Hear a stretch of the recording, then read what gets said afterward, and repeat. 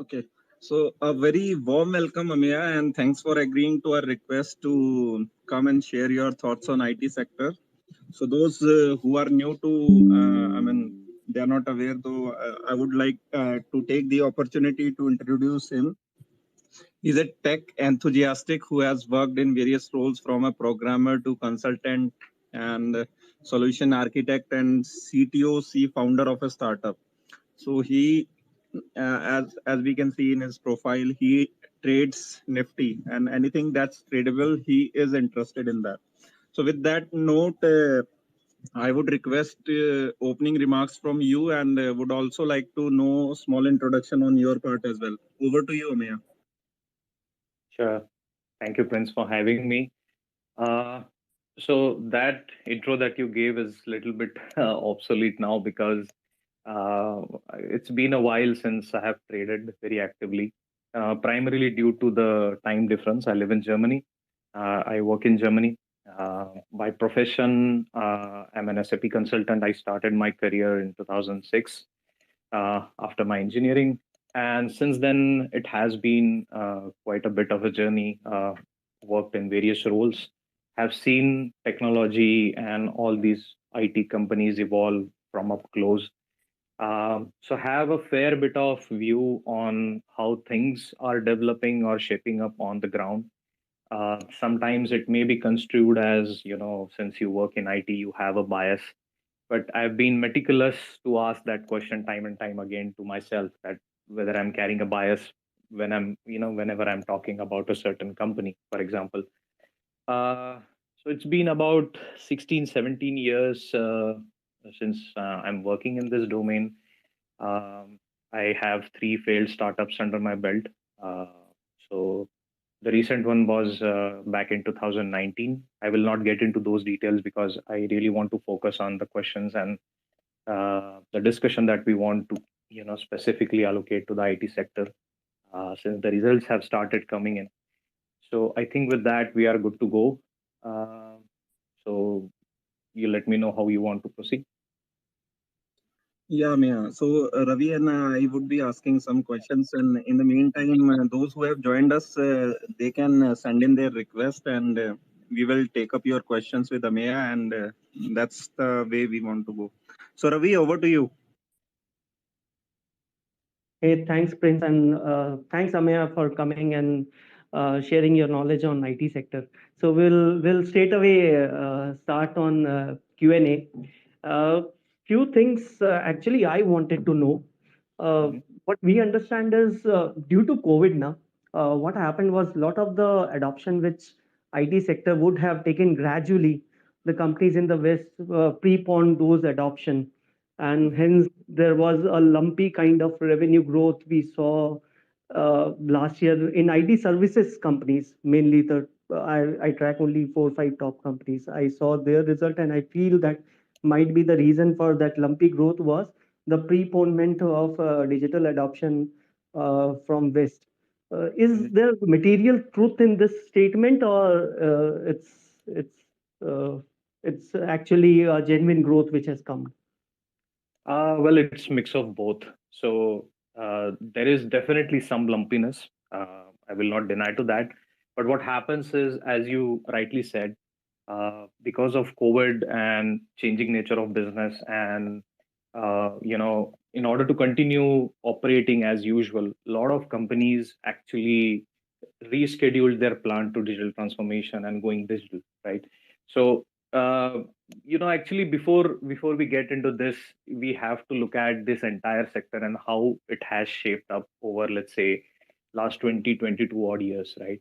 So I'm not considering the dot-com boom era, uh, but from the year of 2000 until 2008, or let's say 2010, that was probably the period of the foundational development, because the kind of growth that we are seeing in the digital transformation or the cloud business or the digital revenues that we are seeing right now, the root of all these, or rather say the root of this growth or this adoption goes back into that period. Because I always say that there are, with the technology, there is something very interesting attached to it called as a time to market. or time to maturity, right? So what we see now is the digital transformation is a commonplace everywhere, but the tools and the platform and the scale that was necessary to achieve that, that was taking shape between those foundational years. I still remember back in 2008 or 9, I was pitching to one of the pharma companies in Switzerland, and we proposed them one of the early cloud solutions that we had in the enterprise software space. And the typical answer, the pushback was, we want to own our data. We don't know where the data goes, right? What happens if tomorrow cloud is switched off? So from that period to this period, when companies are literally issuing a lot of smaller deals, the total cost of ownership has actually gone down. And what happened, you correctly said it, and I have also expressed this a lot of time, that a lot of companies suddenly woke up to the need of having a digital presence. That was not only to keep the operations running, but what happened is, because of the lockdowns, it was very difficult to reach the customer. It was very difficult to see how the customer preferences are changing. So there was a constant need to be near to the customer, and basically to respond to the changing need of the customer in real time, right? So that basically gave kind of a shot in the arm to all these IT companies, and the digital revenue started growing suddenly out of nowhere. So that lumpiness was definitely there. But what that lumpiness has done is it has changed the dynamic of the industry. So we are transitioning from the era where people used to track a lot of large deals, $1 billion plus, multi-billion-dollar plus. And from that era, if you see, the total cost of ownership of actually owning that technology was very significantly high.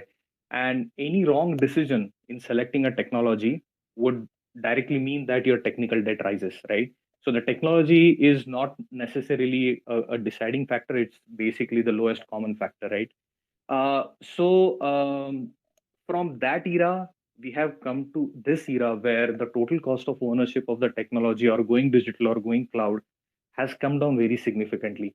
So companies have changed their outlook at the fundamental level. What I mean by that is, if you look at the period of 2010 to 2020, companies were very picky when actually releasing the tech spends. It was very strategic, and they had their 5 years, 7 years, 10 years technology roadmap. And all these big companies like Oracle and SAP, they used to release their 5 years roadmap, in which year what they want to launch, and what are the platform improvisations that are going to come, right? So that basically meant is, unless you have deep pockets, you cannot uh, you know uh, basically have a meaningful technology adoption. That was that period, right? And because of that, a lot of small companies, they were followers. They were not interested to take the lead and try something new, because it was risky, and the TCO was always very high. But what this digitization or COVID has done is, it has opened eyes of everybody that adopting technology not necessarily mean that your technical debt will rise. There is an easy exit, right? So not sure how many of you come from the enterprise software background, but as you know, the perpetual license for any enterprise suite, be it Oracle or SAP, it costs multi-millions, right? So buying a software and then realizing, oh, it doesn't fit my need, that basically means a debacle, right? So a lot of companies have actually gone bankrupt just because of the incorrect implementation of their enterprise suites. So companies were very, very careful of releasing their technology spends, but that has fundamentally changed now. So you will see even a small SME operating out of Chakan in Pune, for example, they are also willing to move their operations, their workloads from their on-premise servers to the clouds in order to cut down the cost. The process level automation or the edge level automation is also coming in picture. So basically, to answer that once again, to come back to the question that you asked, Ravi, is definitely the initial lumpiness was there. We can't give the premium that we initially gave to all these IT companies on the cloud spends or the digital spends, but it has fundamentally changed the way industry is going forward. So going forward, you will see lot companies reporting large number of small deals that you are executing in a much shorter period of time. And that basically takes us to the question that you asked me in DM, is revenue per employee. So we will come back to that point later. But I think it has changed the way industry is going. The fundamental direction has changed. Okay. And so I guess we should track more on the small size deal and whether they are impacting the profitability of the companies. That would give us a better gauge how the company would perform in near future. Yeah, Is it's that it's early on how will we basically measure this, the impact of large number of small deals, because this paradigm is really new to everybody, right? And when we say large number of small deals, that means you cannot put too many people, executing that small project. So project duration, from at least in enterprise space, it used to be, let's say, 2 years, 3 years. That will now come down to 6 months, 7 months. You can't put more number of people just to get your project execution expedited, right? So that will not happen. So we are still early in this phase, so that's why you see a lot of analysts still give emphasis on large deals. They focus their questions on how your large deal pipeline is looking for the next year or the year after. But unfortunately, even the companies and the management cannot answer that, because the way contracts are given to these IT companies, that itself is changing. So with that, it will also mean that the way you price your contracts, that will also change. The pricing will also change. So there is a lot of change that is going on at the moment as we speak. okay? Tell me one thing.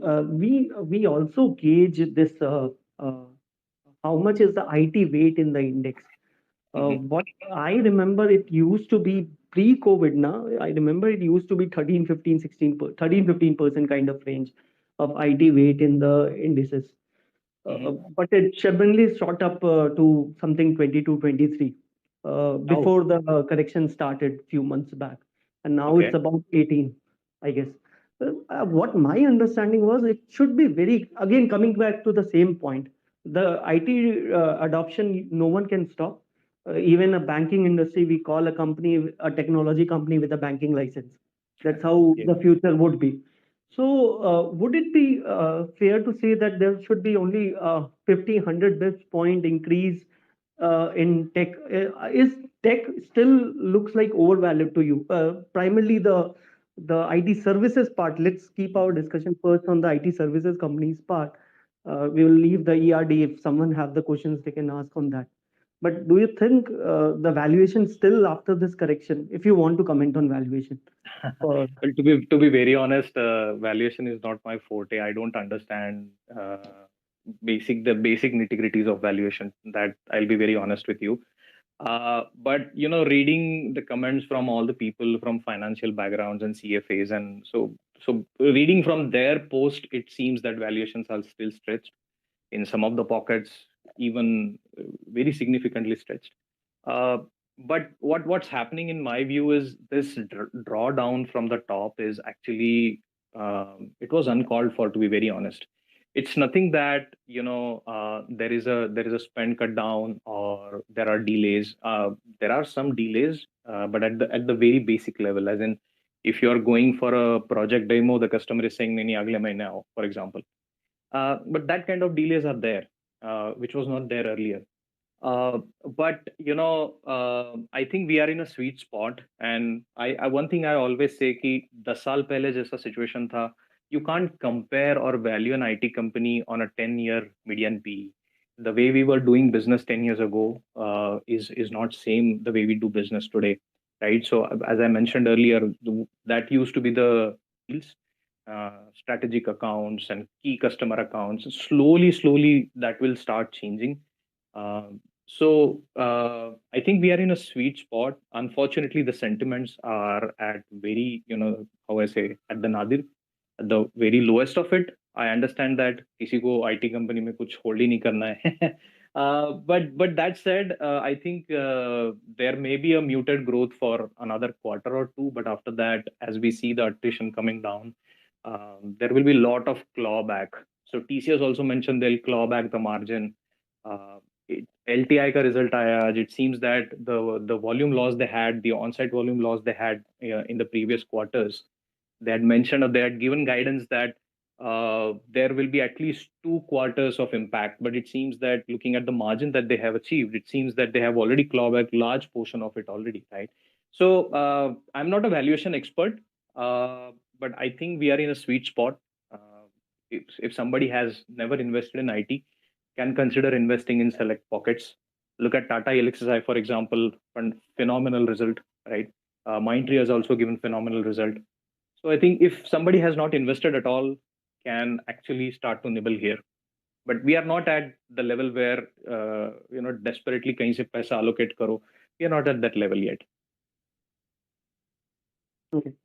I'll put just one more question, and then I guess Ganesh is online. After that, Ganesh, you can ask your question. Just one thing.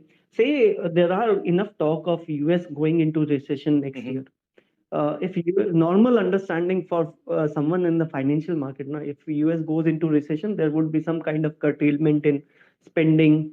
Those kind of thing might come. Right. Other things we hear is when there is pressure in the market, they go for M&A, restructuring, and that kind of thing also cut down or the revenue pie for the IT companies. Mhm. And on the extreme side, whenever there is bad market in US, some president, some governor will talk about populist measure that there is so much of job loss because of Asian countries. Any Yeah. possibility you read on that side? And I think if that comes now, because no one can stop the transition of IT, if that comes, that would be a phenomenal time to get into IT companies who have not yet invested. But any thought on those lines? Yeah, absolutely. If that happens, definitely that would be like a COVID moment for a lot of people, right? Who missed investing in IT back then. Uh, so historically, if you look at the recessions in the US, we have always seen that in whatever year the recession hits US markets, the year followed by that is typically the Nifty, IT index, post uh, negative growth. So it doesn't grow, it doesn't give any returns. But typically after that year, uh, at least for 4 to 5 consecutive years, or 3 to 4 at least, that would be safe, let's say. So 3 to 4 consecutive years, it gives a pretty phenomenal returns. And that has been the trend. If you look at the year of 2000 and the growth until 2003, year of 2008, and then the growth from 2009 or 2010 onwards until 2011, 2012. So IT index has given pretty phenomenal returns after that. Uh, it is it is common understanding that if US gets into recession, lot of on-site opportunities will come down and lot of offshoring will increase. That's a common understanding, and that still holds true. So there is no change to that, and that's what Indian IT industry stands for, right? So we are still fighting on pricing. So that's how we are capturing the market. But again, circling back to what we discussed in the initial question, uh, companies don't have to stake very significant amount to keep their technology innovation running. So running the business is one thing, but investing for the technology innovation or the technology of the future, or what companies want to achieve in, let's say, next 2 3 years down the line, they don't have to invest any significant amount. That's the fundamental change that has happened since this cloud adoption, the digital transformation that is coming into picture. So, in my view, even if there are delays that will be at the edge, so edge as in there are some companies which, for example, have this process automation products or process automation services, right? So maybe that will take a bit of a hit. But if you see, the way out of this recession is only through technology. So even if there is a small bump in the tech spend, we should not miss that opportunity to get into good companies who are positioned well. So positioning is extremely important. In the previous space also, I mentioned this topic, that how to zero down on an IT company to select where you really want to invest, right? So positioning of that company has to be very critical. But if that happens, as you rightly said, that opportunity shouldn't be let go. Um, how I see this playing out is, over next 2 or 3 years, a significant portion of the workloads will be in the cloud. So that will become a kind of a commodity. Okay, so we gave a lot of digital premium to all those revenues a year back, but that will become a commodity 2 years down the line. It may happen earlier or it may happen a bit later also, but that will happen eventually. And the convergence of IT and OT that we have, that's the next lever. So if the cloud was the lever that got executed a couple of years ago, the convergence of IT and OT is the next lever that will get executed in next 2 or 3 years down the line. So I'm pretty optimistic on both IT and OT. So if that happens, if that kind of a black swan event comes, I'll just go on and add what I'm holding. Yeah, Ameya. So, Ameya, I would also like to know your view on the service side and product side business economics, and how you see, like in US, we usually see B2C side of the IT industry, and whereas India primarily they focus on B2B. So, your view on that would like to. A product is always B2C, right? And not necessarily. I mean, there are B2B products also. But one thing we have to understand that our IT industry will not transform into product industry. There is a fundamental difference between the product companies and the IT companies. And the fundamental difference is since the inception of that company, the kind of talent that is recruited, the thought process that talent has, the way they look at a code at a very basic level, I'm talking, the way they look at code is very different from any programmer from IT service industry would look at a code, right? So very at the ground level, the practices that are followed to develop a product, that's also very different. So our IT industries will not suddenly transform into a product companies. So what's happening is the product companies will stay there as it is. So it is a wrong expectation. It's like asking a shark to climb a tree and then judging that you're no good. But what's happened is our IT companies have spent significant period of time working in various domains. So the domain understanding has gone up very significantly, and that's where the next trend is coming, which is called as the productized IT, right? So productized IT is basically how that has developed. So when you are a young company and you are servicing a first contract in a particular domain, you execute that contract, and then उसके बाद में क्या होता है, people हर किसी का understanding यही है that it's a templatized work, right? So you execute a certain kind of a project for some company, you do the similar stuff for another company from the same domain. So you execute multiple such contracts for multiple customers from the same domain, and then your understanding on the domain grows very significantly. So you start understanding how process should be optimized or efficiencies किस pockets में लेके आनी है. So that's where you start releasing your something called as rapid deployment tools, right? So it's very basic version of a product. It's not a product. That you basically tell your customer that, hey, we have this rapid deployment tool, we understand a process. For example, we understand a procurement process in certain areas, we understand logistic processes, and for those processes at a bare bone level, we have this rapid kind of an accelerator. So I'll come and I'll deploy it at your location. So if I am to develop that accelerator from the scratch for you, it will take me X number of months. But with this accelerator and or the rapid deployment tool that I have, the time will cut down to a couple of weeks. So that's where these companies are unlocking values. From accelerator, we went to the rapid deployment tools, and then you have multiple such tools put together, and then you have a product coming out of it. So if you look at TCS or LTI, for example, I have written a couple of threads, and also in some of the spaces, I have talked about which company has what product. So productized IT is the way forward, but we will not become a product, market kind of a thing.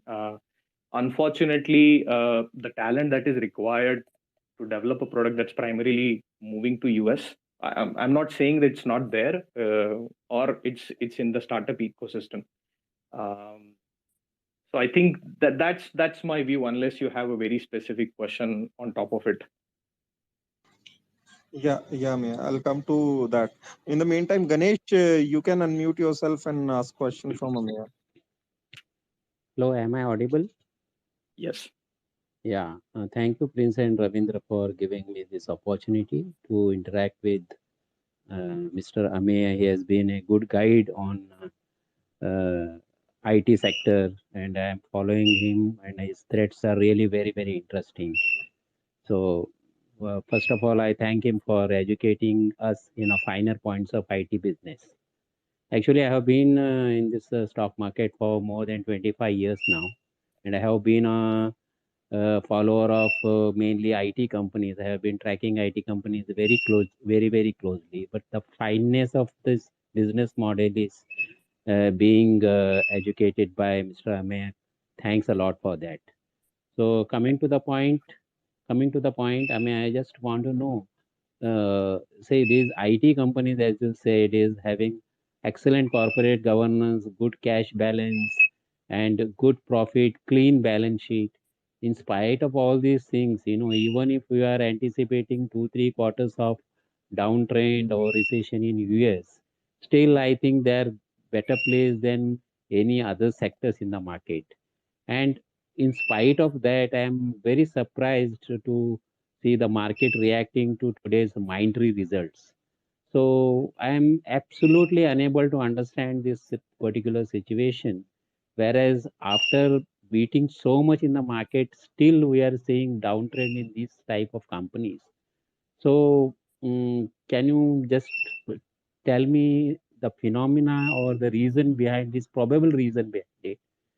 It will Yeah, be better for us.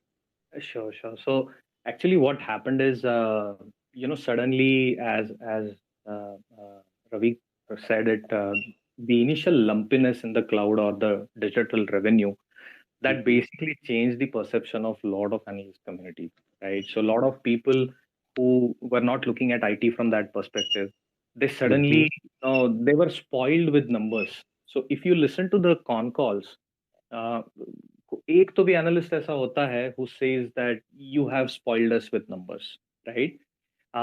So that recalibration of expectation is what going on at the moment. So there is no problem, as you correctly said. It's very clean business. Promoters are pretty good. They have skin in the game. Um, there are no corporate governance issues in primarily most of the IT companies. But it's the recalibration of expectation. People thought that this lumpiness is not really a lumpiness, but it's a structural change, right? So it wasn't a structural change, right? So that's that's where the mismatch is coming from, and that is why market is currently so pessimistic about the companies. And even though companies are posting if you actually compare on an absolute level, the companies are posting pretty good numbers. And even then, it's the market is beating the companies, beating them down black and blue. It's only because of the recalibration of the expectation. It may go on for a while, but as something I always say to myself is, you don't have to understand something why is it happening all the time, right? I mean, its market right, वो उसको जिस तरह से treat करना है किसी result को, वो उसको कंटिन्यू करेगा. And you have been in market for 25 years, so you know this better than most of us, right? But the recalibration will happen over next couple of quarters. What I am interested to look at is how market treats once the attrition number starts coming down and the margin stays where it is. And I have always been, very proactively saying that the certain margin levels are not sustainable. So if you are looking at, let's say, 15 to 18% of margin, then that's a pretty good margin for an IT company. You can't expect them to post outrageous margins. And eventually that margin mean reversion will happen. आज नहीं तो कल होगा, definitely होगा. So it's just the recalibration of the expectation, to answer in a very straightforward manner. There is no other reason as such. And क्या होता है, unfortunately our IT companies, they're somehow still pegged with the US technology companies. So if Nasdaq falls and suddenly there are talks about Google slowing down on hiring and all, उसका impact अपने market पे भी होता है. But what people don't read fine print, right? So Google हो गया या TCS हो गया, they have given a guidance, or they have recruited fewer people this quarter, or they'll probably recruit fewer people next quarter. But every company has a capacity estimations, right, based on the opportunities that they see. And not necessarily they will always keep on recruiting more and more and more people. So again, we are coming to that phase. So suddenly जो cloud business का lumpiness था, people thought, there are more number of people needed, but slowly people are, waking up to the fact that you really don't need 4, 5, 6 people to basically take your workload from on-premise system to a cloud, right? So if you hire a right skill, you can achieve a scale. So that's what the key is. I hope that answers. Ganesh, any further question, or shall we move on to next question? One small question I want to ask. As you said, the positioning in IT company is a very crucial. And just want your view. It's not a advice or a recommendation or like that. But as a view, I want to just have your view on Coforge and Zensa Technologies positioning in the IT business, not as a stock market perspective. That's all from me, Ameya. Thank you very much. Okay. So Zensar is pretty good. I have written a thread on it. They have a something called as Zen Labs. So that's something interests me. They are doing pretty good work in that. But whether they will achieve a scale or not, we are not really sure. So what happens with these small cap companies, I'll tell you. There is something called as pilot trap. What happens is these companies take the initiatives that, for example, I want to develop something on blockchain, just for an example, right? Or I want to develop a predictive algorithm, and let's call it that AI predictive algorithm, something like that. So all these fancy words, right? So to lure the investors in, they start something. It's a small proof of concept kind of a project with not many features, not many functional processes, and not many scenarios covered in. And then they execute it, and then they say, okay, now we are building a capability on top of this, right? But not necessarily everybody is able to scale that into something that can be sold in the market at a premium, right? So many companies basically get stuck in that silo, in that pilot trap, for a longer, for a significant period of time. So that's why you should never get excited about any small company talking about, ekdam outrageous claims that we have done that, we have done this. There is always, very significant time and scale that is required to take that into a critical mass level, right? So that's one thing. So I like Zensar for what they are doing in the Zen Labs, but whether it will scale up to the level where they can go and market and sell it for a premium, I'm not really sure on that. On the Coforge, I've mentioned it again and again that the company is very good. There is no issue with the company. Their positioning in the US is pretty good in the domain where they operate. But the key problem with Coforge is the PE ownership. It's completely owned by PE investors. So when that happens, and they have been selling relentlessly for last couple of years, right? So when that happens, even though आपका business product कितना भी अच्छा हो, if you don't have a stable management, you know what happens, right? So if you don't have a stable leadership at the center, you know what happens. So those issues will always be there. And one thing I will also say, while investing in small cap and mid cap IT companies, one thing you should always look at, most of the times क्या होता है ना, लोग ये देखते हैं, it's a small cap company, how much can it grow? Can it become 5x, 10x? इसका market cap 5,000 crores है. Can it reach, let's say, 50,000 crore market cap? So people look at these stories, these companies from this perspective. But you also have to look at these companies from an antithesis perspective. What I mean by that is, in this 2 years, lot of small companies have won contracts जो शायद वो अपने खुद के बलबूते पे नहीं जीत पाते. Okay, what I mean is, if you look at the entire IT contracting as a pyramid, with the top 5 companies at the top, and then there are mid-tier companies like LTI in the middle, and then there are all these small cap, mid cap companies at the bottom, right? So whenever this funnel of contract is opened, all the premium and the cream contracts are basically scooped up by the top tier companies. And when they don't have a capacity to service a contract, they basically either park it or they push it down the pyramid. That's how the tier 2 and the tier 3 companies win some of the contracts which they would not have won on their own capability metrics, right? And whenever a spend cut happens, and spend cut thoda bahut to, let's not call it spend cut, let's call it spend moderation. That will happen. It's very common that spend moderation will happen. वो हमेशा उतना ही exponentially ऊपर नहीं जाएगा. So whenever spend moderation happens, the guys at the top, they close the tap. Okay, so उस वजह से the companies operating at the bottom of the pyramid, they don't get those lucrative contracts anymore, and the impact on the margins and the impact on the bottom line visible is very significant. So suddenly from 15-16% growth to 15-16% degrowth, that's how, pendulum will turn. So you have to be very cautious about investing in companies if at all you are getting into, let's say, milder kind of a recession, or where spends will moderate.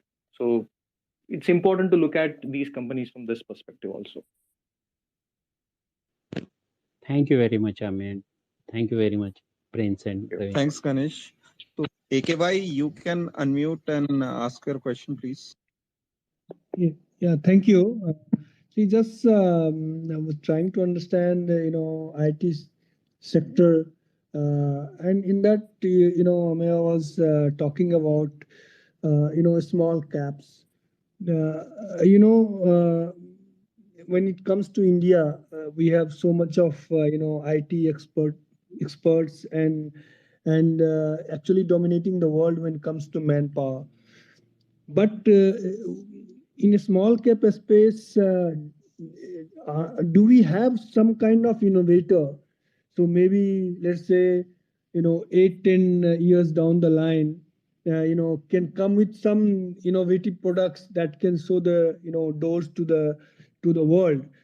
Uh, so, do you have any idea or can give a glimpse that which part of the IT can have innovator in India as well, because the manpower that we have in IT area, the expertise that we have, actually bringing all even in across the world innovation through our manpower only, but the entities are not there, the companies are not there.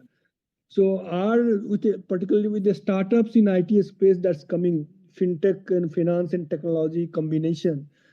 So maybe in that space, some innovator that show the like UPI itself is a product which is showing the world that how the retail payment even on the 24/7 with the large scale, the size that we have in our country in terms of population and transactions, so huge.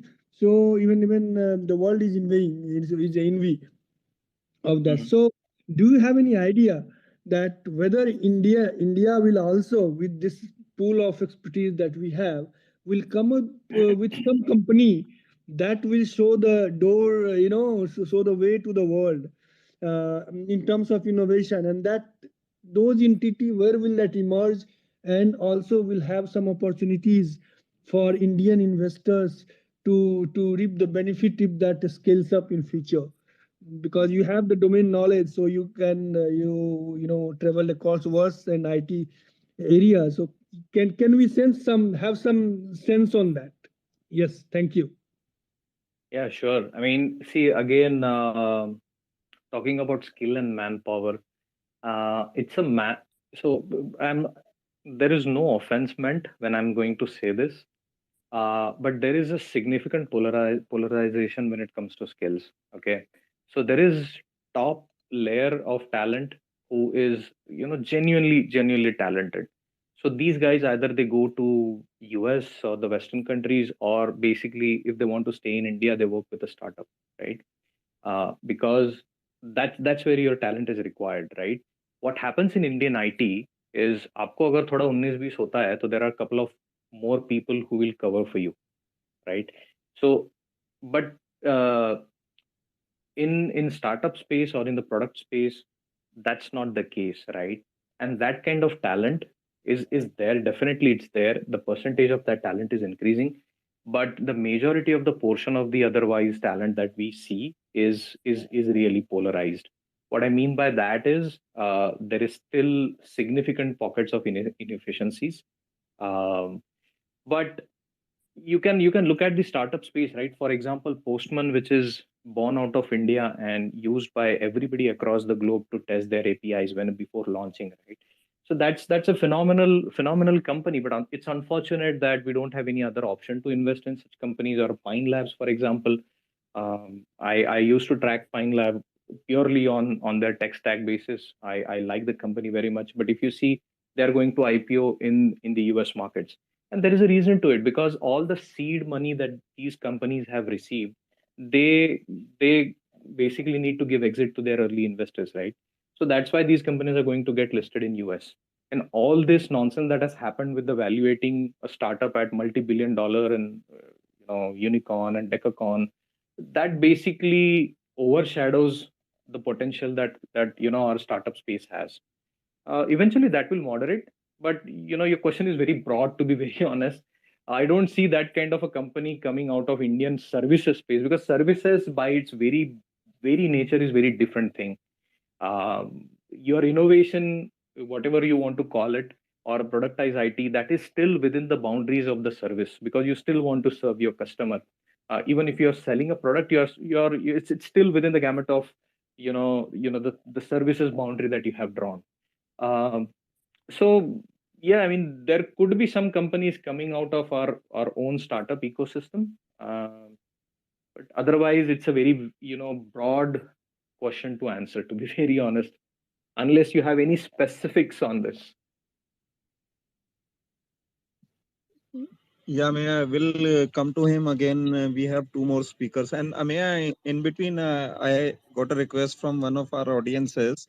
तो बीच में those guys are comfortable with Hindi. तो एक थोड़ा अभी या फिर बाद में थोड़ा एक summarize कर देंगे हिंदी में to give a overview of today's space. Would that be fine? Yeah, sure, no worries. Right. So Satya, you can unmute and ask your question, please. Okay, Sandeep, you unmute and ask your question. Hey, hi Amya. Hi. Yeah, I recently started following you, so it's a pleasure for me to get an opportunity to ask you a question. I had a question regarding the TechM.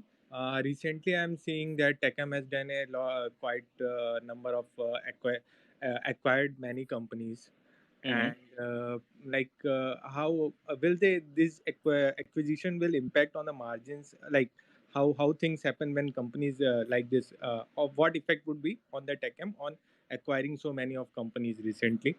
And apart from that, I have a question about like today uh, Birla Soft got a good hit. Like the stock price degraded, like it fell a lot. So Mhm.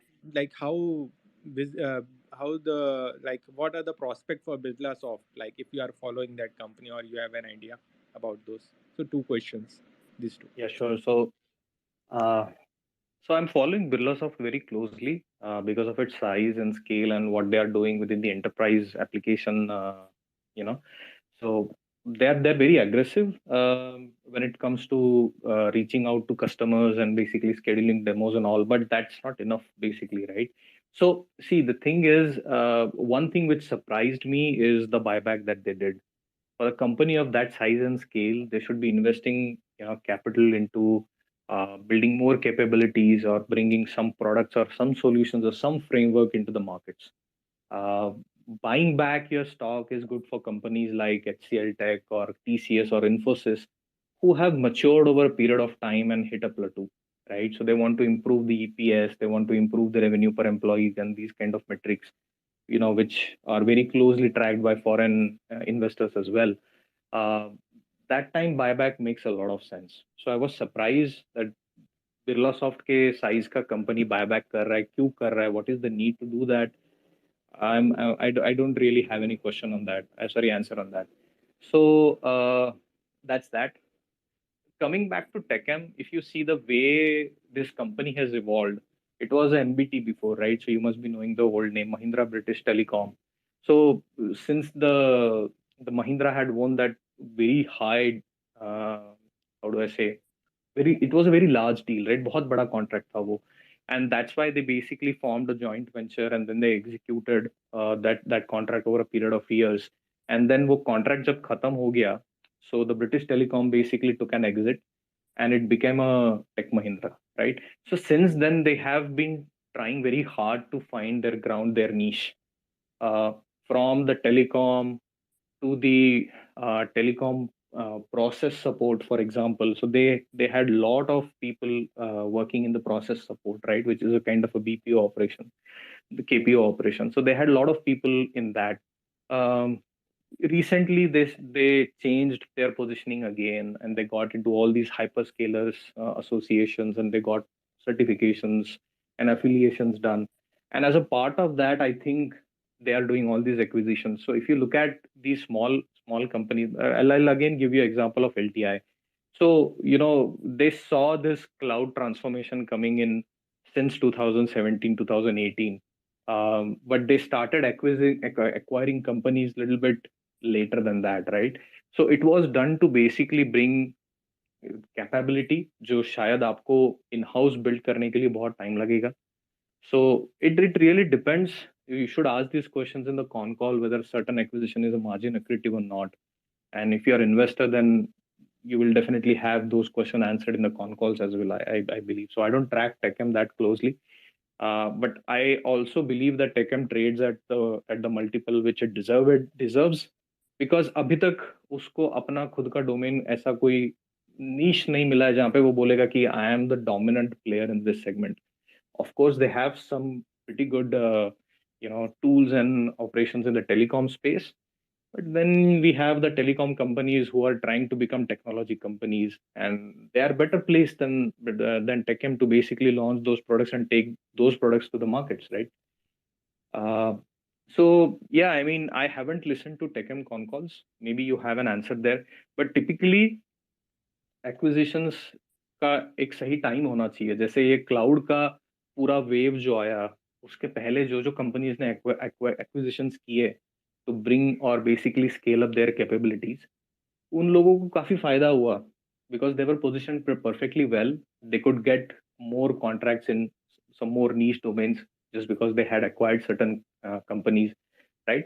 But वो सब flood of contracts जाने के बाद आप अगर acquisitions कर रहे हो, उसके बाद अगर आप हाइपरस्केलर्स के साथ एसोसिएशंस कर रहे हो, the quality of revenue is already gone, right? So you are just trying to catch up to the industry. That's what they are doing. That's my honest view. Okay. Okay. Yeah. Thanks for providing insight. Thank you, Sandeep. Thank you, Prince. Yeah. Thank you, Ameya. Satya, if you are there, you can unmute and ask yourself. Otherwise, we will remove from your speakers and move on to Shubham. If you're there, please ask. Shubham, you can go next. Ravi, if you see any pending request, kindly approve, because some guys are facing issues. They are sending requests. I can't see. So in case you are able to see, kindly accept. May I speak? Yeah, Hello? sure. Look. Yeah. So hi, good evening. So my question is, very basic regarding IT. Like I am an investor. I started invested just 6 months back. Okay, and so investor like me,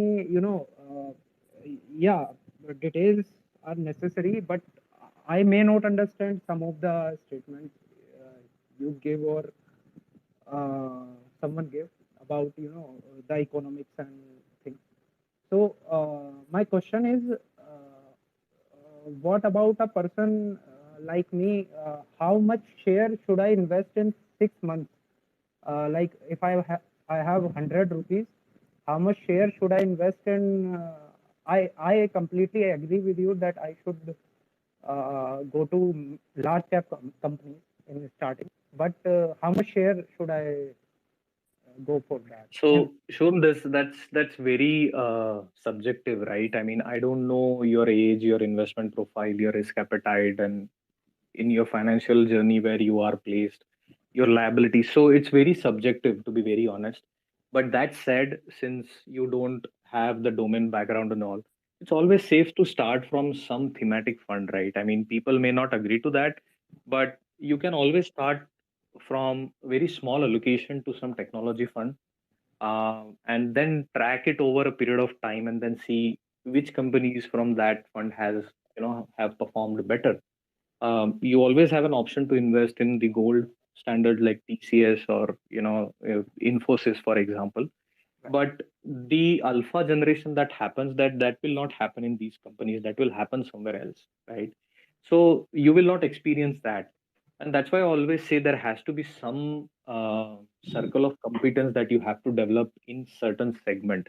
For example, I don't understand the nitty-gritties of chemical space or agrochemical or capital goods, for example.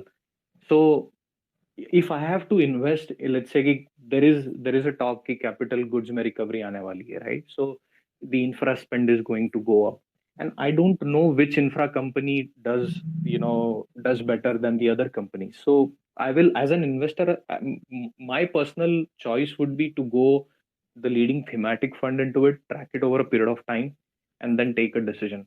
Um, and I would also suggest that everyone should find his or her own circle of competence, the domain that you understand far better than the other sectors, and try and get your allocation into that sector, because a lot of questions you will have the answers yourself, right? And कितना percent allocate करना है, कितना नहीं करना है, concentration रखना है portfolio में या डाइवर्सिफाई करना है, ये सब सारा सर्कल ऑफ कॉम्पिटेंस के साथ अपने आप आ जाएगा. As for technology investment, I think since you don't have any background, it's safe to go with a technology fund or TCS or Infosys for that matter. And as you are invested, you have skin in the game. You start analyzing the result. You have to listen to all the con calls, because how management says is important than what management says, right? So it's very important to understand that. Attend all the con calls. There are recordings available on YouTube. सारे पिछले 2-3 साल के quarter के हर quarter के con calls निकाल के पढ़ो, सुनो. That's how you will develop your grasp on the domain, right? So you have to do all the heavy lifting in order to have the answer to that question. Okay, thanks. I understand. Right. Thanks, Shubham. So Gaurav, you can go next. Thanks for the opportunity, and thanks Amey for sharing your knowledge with us. So something I want to what you said, like the new growth maybe on the productization of the IT industry. So shall we take it like that? Like for example, individual companies like KPIT becoming an expert in automobile sector, intellect design becoming something more of a product and developing into maybe banking. But like for example, a company like Eclux or Zensar or Science, they don't have that kind of expertise in a specific domain. So Right. they may not grow that strongly as compared to the previous two examples that I mentioned. So am I Right. correct in this assumption, or Absolutely. Yeah. yeah, You are absolutely spot on. So you'll always see oh, there are some companies will always trade at discount compared to their peers from from their band, for example, right? So if you look at Sasken for that matter, or Cyan for that matter, so there is a clear visibility that these companies lag on certain aspects, and because of that, yeah, they don't really generate the alpha as fast as the other company would generate, right? So that understanding is absolutely spot on. Unfortunately, what happens is जब most of the returns किसी sector के आके जाते हैं ना, people then try to forcefully find a value, and right, that's the perfect time not to invest in such companies. yeah. Oh, oh. Thanks, Amey. I think thanks Great. for your answer. Yeah. Thanks, Gaurav. Pankaj, you go next. Yeah. Hi, Ameya. Ameya, Right. as you mentioned that in the large, obviously, some people try to diversify their portfolio. They put money in large cap, small cap, mid cap, everywhere. And as you said, the alpha generation might not be in the large cap. Just want to ask, like from the micro cap perspective, what you would see in a company at this that is just starting at the initial stages. So how you identify that company? What would be the things that you look at? Because obviously they will not have any specific things. It would be just they would be doing normal IT things in the starting, take Mhm. be Yeah. it on Salesforce, ServiceNow, or the small things. They would be growing in the revenue. But from your perspective, what you would look to identify the company at the early stages? Yeah. So when you said Salesforce and ServiceNow, I understood the company that you're referring to. So yeah, so very interesting question, and I liked you that you asked this. So there are a couple of things that matter more than anything else. First is,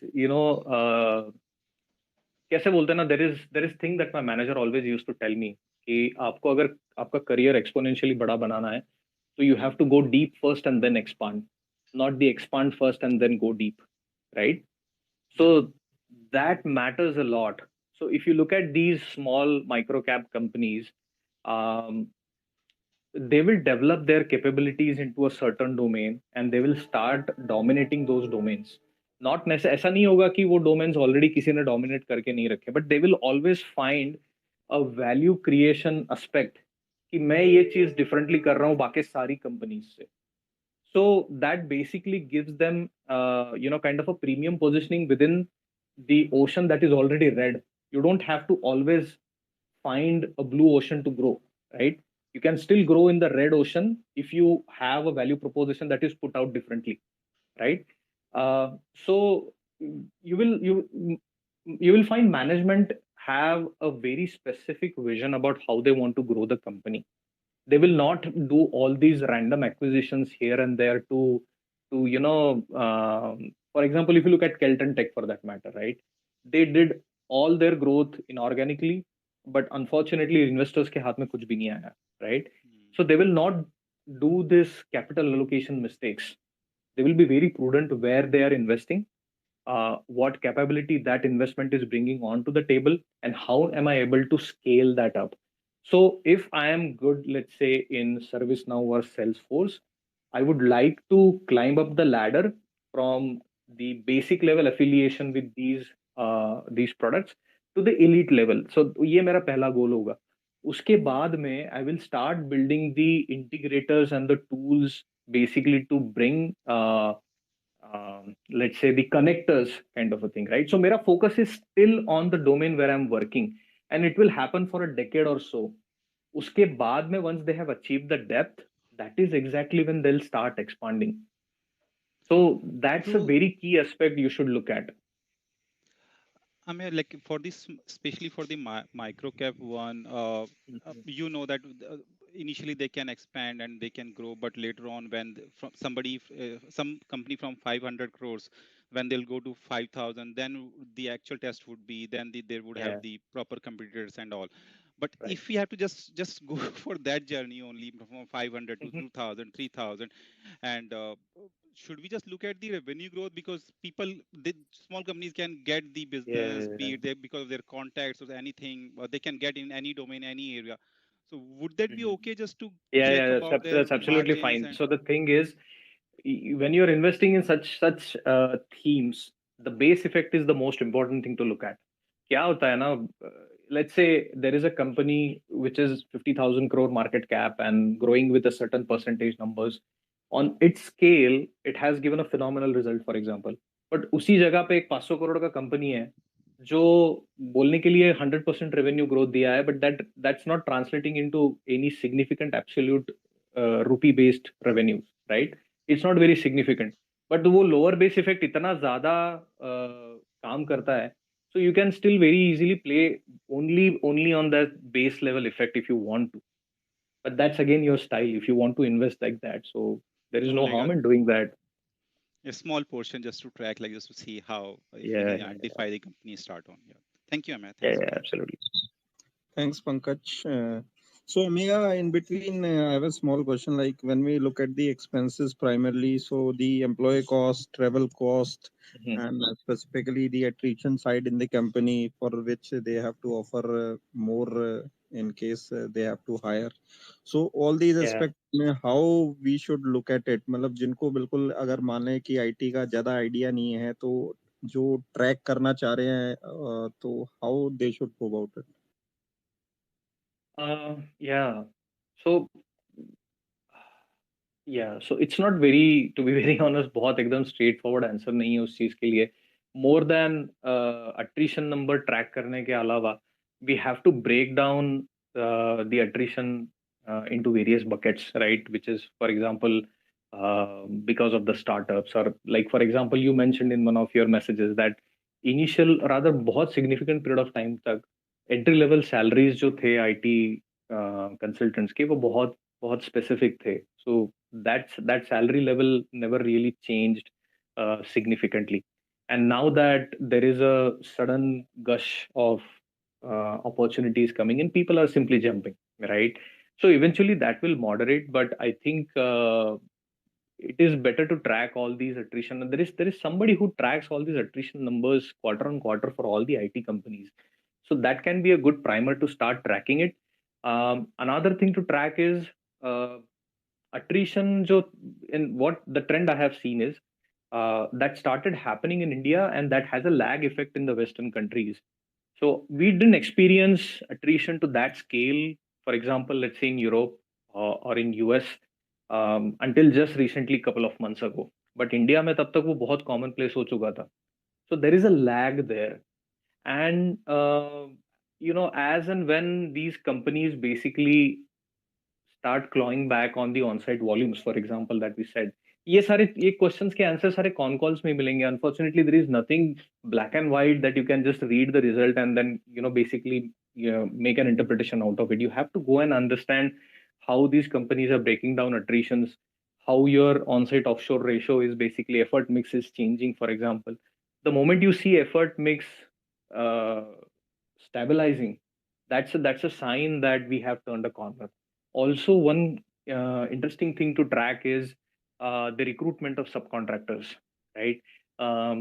So unfortunately, बहुत सारे Western countries में visa के problems होने की वजह से there has been very significant delay in getting a visa, for example, right? In Germany, it takes now like 4 to 5 months to get a work permit. Earlier, it used to take a week, but unfortunately, it's taking 4 to 5 months now. Because of that, बहुत सारे freelance and subcontracting roles companies release कर रहे हैं market में, because they have an immediate requirement and they have to fill it no matter what. So that basically impacts their margin. So if you see the subcontracting portion of recruitment is going down, that means that ये सारा attrition वाला जो भी झमेला create हुआ है, we have turned a corner there. I think that's how we should track it. Fine. So before coming to Rahul, sorry for keep you waiting, Rahul. There is one question in the comments, Ameya, and the question says, compared to IT, is there any lumpiness expected in ER&D spends by the client amidst the recessionary phase in US and geopolitical situation impacting European Union? I will say lumpiness नहीं होगा, but बहुत ज़्यादा consistency नहीं आएगी. So see, the thing is, when we say ER&D business, it's primarily OT, right? It's operational technology. Because now let's understand the definition. So IT is something that happens over a cloud, or let's say in front of a computer, or there are servers and all, right? So that's IT. And OT is basically is on your shop floor or आपके factory के floor पे. There are machineries which are connected to remote systems, for example, right? So somebody has to operate it, and there is an operational procedure to it. So that's why that's called as an OT. So IT typically comes under the purview of CIO, and OT typically comes under purview of COO, right? So the point I'm trying to make is OT contracts are उनका जो life cycle है वो इतना short term नहीं है. For example IT का contract होता है, you can execute that in 6 months for example, or 10 months, for example. But ER&D contracts are not like that. They have a longer lifetime. Whenever the contracts are issued, जो contract से realization होना है, profit realization होना है, that also take a significant period of time. For example, if a company announces कि हमने कोई let's say $1 billion का ER&D contract किसी country में, we have actually won it. It will probably take at least 5-6 quarters or even more than that for a revenue to start flowing in the top line. So there is that lag effect in the ER&D. So you will not see very exponential spend unless this uncertainty goes away. So if you factor out the uncertainty and the US recessionary aspect of it, you will see pretty smooth movement on the adoption. It will not be as lumpy as you saw in case of COVID for IT. Right. So Rahul, you go next. Thank you, Prince, for the opportunity. And good evening, Ameya. Hi but I tell you first कि मुझे IT का बड़ा बारीक knowledge नहीं है बहुत, तो मुझे जस्ट मैंने एक दो आपके स्पेसेस सुने हैं एंड सम रिपोर्ट्स पढ़ता रहता हूँ, तो थोड़ा थोड़ा सा ग्रैब करने की कोशिश कर रहा हूँ। तो हमें मेरा एक ना क्वेश्चन, ब्रॉड क्वेश्चन है, जस्ट एक सिंपल क्वेश्चन है। आई वांट टू नो कि यार हम ना बात करते रहते हैं कि India will be A 5 trillion economy, 10 trillion economy in coming years and this and that, but आज के दिन जब हम आईटी कंपनीज की बात करते हैं तो we are more focused on that what income is coming from US and Europe and so on. So मेरा मेरा जो क्वेश्चन है भैया, what are the companies which are focused on India, which are the company which will be benefiting from the modernization of India and digitization of India? So if we are going to a 5 trillion economy in 5 to 7 years,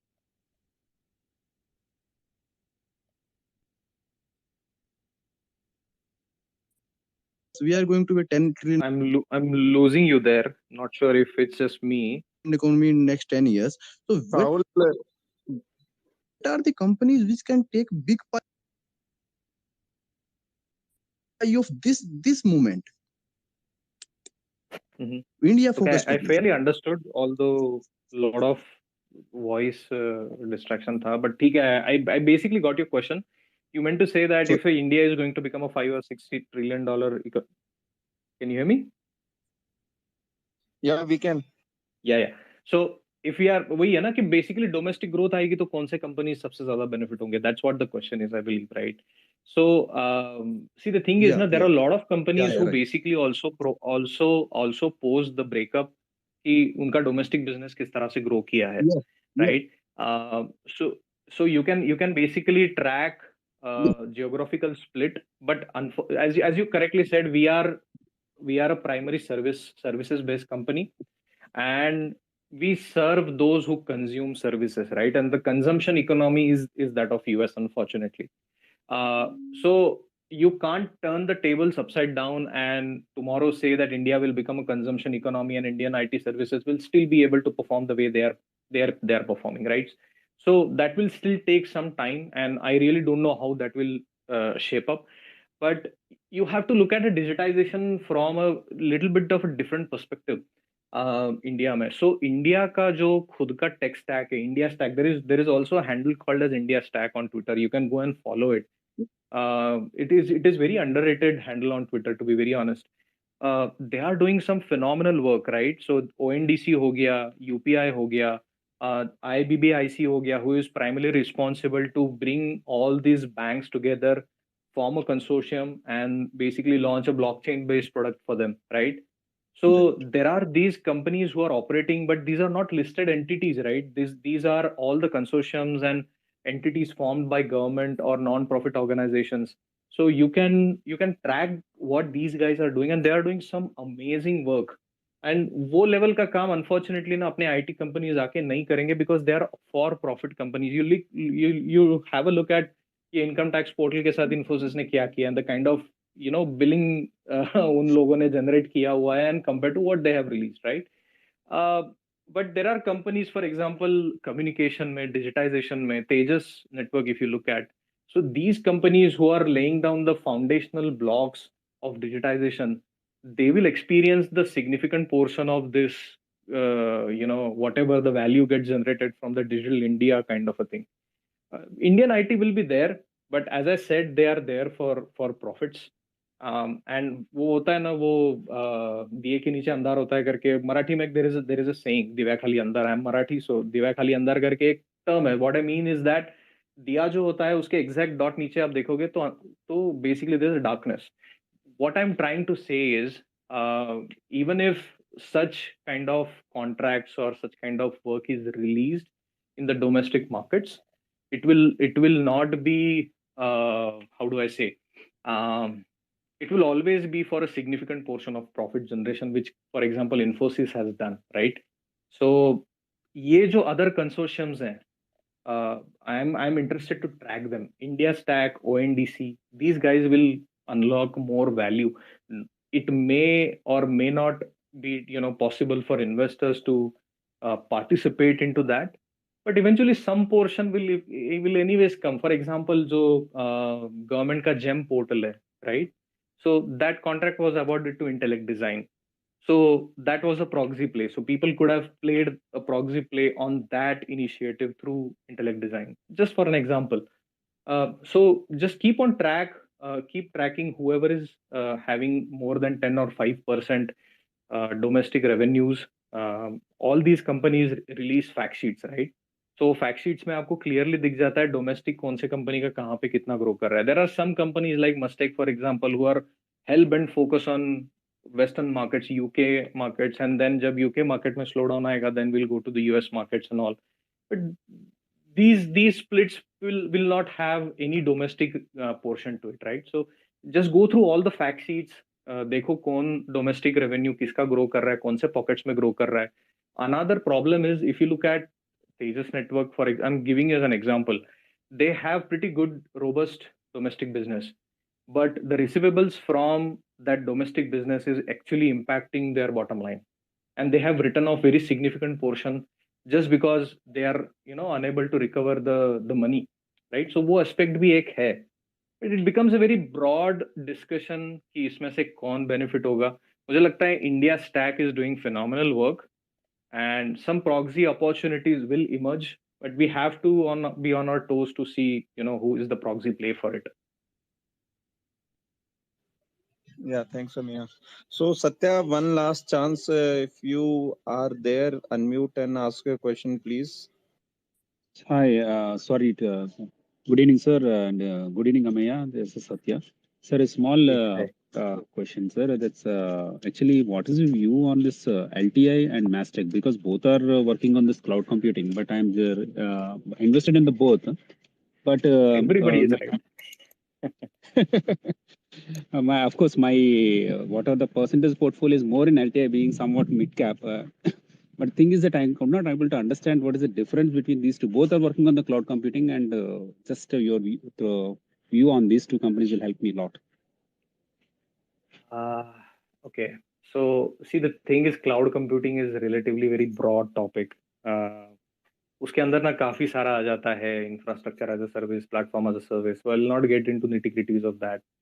But I would say LTI is relatively diverse when it comes to the portfolio and the offerings. Whereas Mustake is very focused only on Oracle, and recently they have started positioning with some other products and framework offering companies. So that's at the fundamental level, that's the difference between these two companies. एक company को specifically, Mustake has pretty good understanding of UK government processes, so वहाँ पे उनको कोई beat नहीं कर सकता है, that's a fact. But you also have to keep a tab. For example, I always say this: deal win हुआ है, that means customer has probably given you a contract or given you a PO, or probably just expression of interest हो सकता है. Not necessarily that translates into an implementation. And I know from my network that there are some pretty good product companies जो India में listed हैं, जिन्होंने deal announce किए हैं, but उनके इम्प्लीमेंटेशंस नहीं हो रहे हैं. The same thing is happening in UK. For example, the spend is released, the contract is awarded, but the project or that contract is not getting ramped up, right? So you have to keep a tab on all these aspects. So I would prefer a diverse company than somebody who is late to the party, to put it very bluntly. Okay, but thanks, Ameya. यार हर कोई cloud कर रहा है, हर कोई ये सब jargon overload हो रहा है, and that's what is exactly misguiding investors. And if you hear all these jargons, you should just simply run away. You don't have to say I'm a digital company or I'm a cloud company by saying cloud 100 times on your web page, right? So anyways, Yeah. So, guys, I'm getting some comments like people are sending requests. I'm not receiving their requests. So, guys, I would request you guys to comment the questions you have. I try to take up the relevant questions. And also, if you are liking the space, kindly follow handles of Ameya. And if you find our spaces relevant, kindly associate so that you get notification in future. Yeah, Fact Finder, over to you. Yes, thanks a lot, Prince, and I'm sorry I joined quite late. Ameya, just before I ask a question, I just wanted to share some thoughts based on what I've heard. But I'll ask you my question a little later. But one is there. See, though there are a lot of few people on the space who ask this question about India 5 trillion economy. You know what? Just ignore that. Okay, it's not going to be an easy task because India is not creating as many jobs. And that's an issue, and that's reflecting a lot of consumption. So, just for a moment, keep that aside. Don't even bother about it. Second, IT services, Sorry, essentially, sorry to interrupt. Yeah, fact finder, we are unable to hear you clearly. So, can you check on your voice, or shall we come to you again? See, Just speak a bit louder. I guess that's the only can you problem. hear me now? Yeah. Yeah, pretty good. So sorry. So what I was saying is that to the retail investors on this group out here, don't focus on this 5 trillion economy. It is just a lot of noise. Ignore it completely. That's one important thing. Second, the reason why Indian companies are not product companies in general is because everybody wants to make money fast. They all want margins, and they don't want to focus on R&D. If you look at the R&D expenditure across industries in India, it's very, very low. Okay. Third reason why is India is not as innovative and why we have followers is because India lacks something called a social security system. When you grow up, when you're a kid, at least my generation, who's 40 and above, the first thing our parents told us: become an engineer, become a doctor, get a job, join the bank, or become an IAS officer. Because for them, social security was important. That is not the case in most developed markets in the world. In most developed markets in the world, a decent level of education is free. Decent level of high quality medical is free. Those are some of your biggest expenditures in life. When you have that, and you have unemployment benefits, when you have all those covered, you are able to take risk, which is one of the reasons why in most developed markets you have people being innovative, because if it doesn't work out, they still have a backup. Fourthly, a question about Indian IT, in terms of Indian customers, when they outsource IT, they give you the worst margins. One, because they give you the worst margins. I mean, their margins are half the margins that foreigners give you. Plus, they'll see, we are Indians. We like to try and jugaad and squeeze, right? So that is the problem. So what a lot of Indian IT companies do is that they use Indian customers for their worst quality employees for them to learn, and then using that, once those guys learn, they then take them to the better quality customers who for them are higher margin, right? Now let me also tell you something, and Ameya, you mentioned about the stack.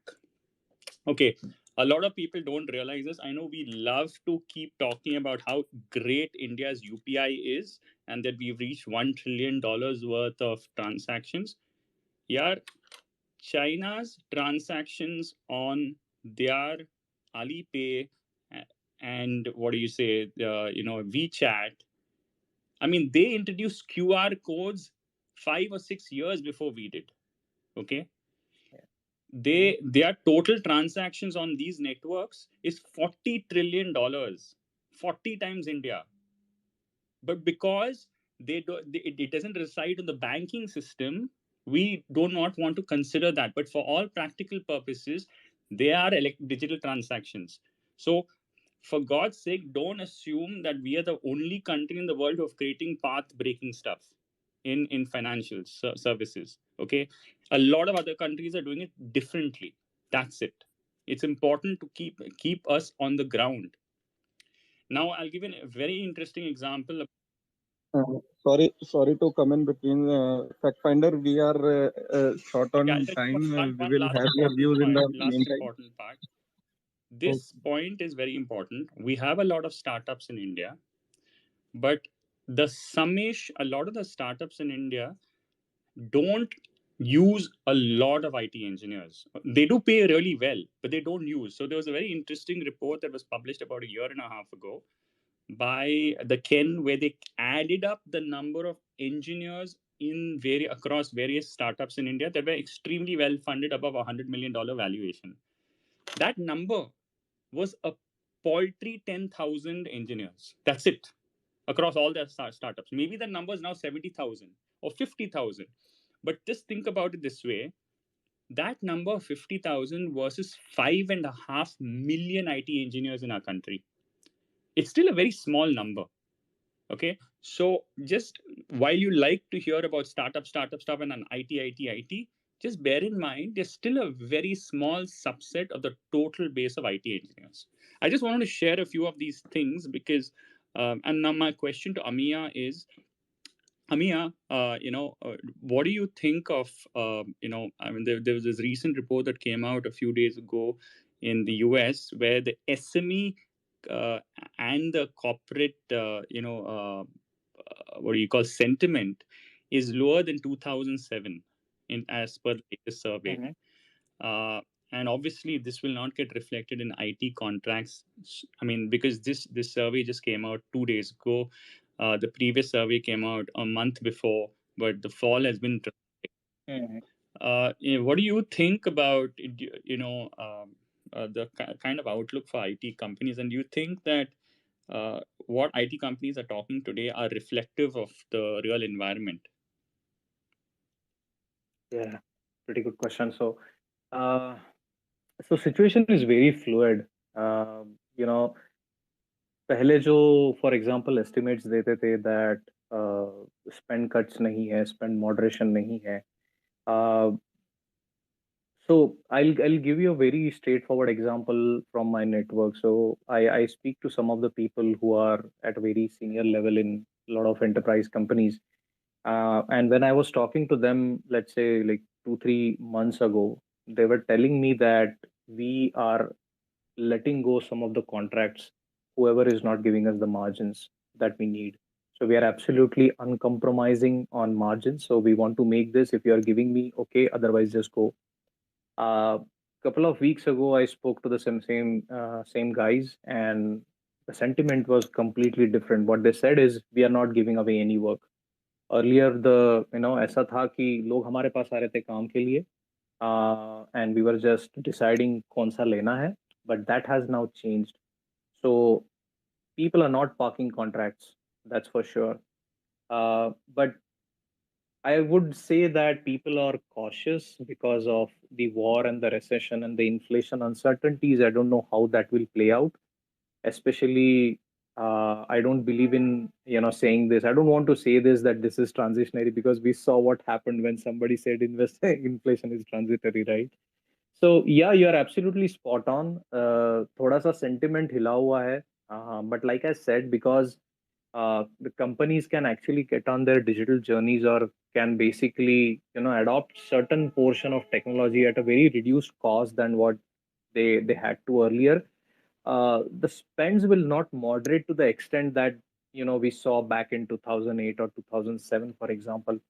There will be some cuts on the operational or the edge level, but the spends will continue at a certain pace. It will not go exponentially up, but it will not moderate beyond a point. That's my genuine view. But as I said, this is very fluid. If you and I speak, let's say 2 months down the line, the situation may be very different. Um, and I won't be surprised some of the small cap companies suddenly posting negative double digit drop on their margins, or their top lines, for example. But whatever points you mentioned, I absolutely agree with you. Um, uh, I mean, especially the point that you mentioned about the domestic businesses. The worst of the talent basically gets allocated on those projects, and unfortunately, those companies, they don't want to pay. And I'm taking a little bit more time here just to give a perspective to this. When I was running my startup, I went to a lot of Indian companies, including the listed ones. I had a product which was automating their O2C order to cash processes, and then basically the payment settlement, invoice to payment, PO2 payment processes. So जिस चीज के लिए किसी भी एक traditional manufacturing company को पूरा department बनाना पड़ता है, my product was able to do that at a fraction of a cost and at a fraction of a time. And no matter how good your product is, the pushback was, we can employ cheap talent or cheap resources, cheap manpower, but we won't pay. So the payment terms जो typically 60 days, 90 days का होता है, that easily gets dragged down. And that's why you see the DSO from the domestic accounts is significantly higher for a lot of IT companies. So I agree with your points there. But as I said, the situation is very fluid. I don't know whether it is this uncertainty related bump, but we'll see. So just one thing I wanted to also highlight, there was a question about cloud. And with Ameya, thanks a lot for whatever you said, for your views. But just one thing I want to add for the audience. If you go back 25, 30 years, there used to be something called mainframe, wherein you had one big computer and every small, people were attaching small devices to work on that computer. Yeah. That is nothing but the cloud, essentially. We moved from cloud to distributed PCs, and we are going back to cloud. So this is just an IT cycle. I just wanted to give a lot of the people out here have probably been at 25, 30. They've never heard of a concept called, mainframe computers. So that's why I want to bring that point up. Yeah, it is in a way. I mean, definition wise, you may say that, but if you see, mainframe was very restrictive, right? I mean, you had to go on a terminal. It was like a server at a bloated capacity, right?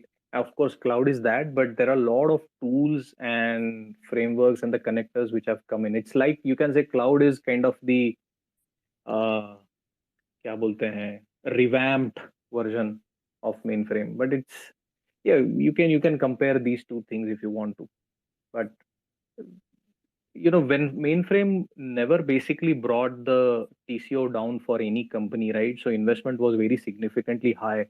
किसी को भी अगर mainframe implement करना था, mainframe के engineers, I still remember the days when people used to go for mainframe programming, and they used to get recruited just like that.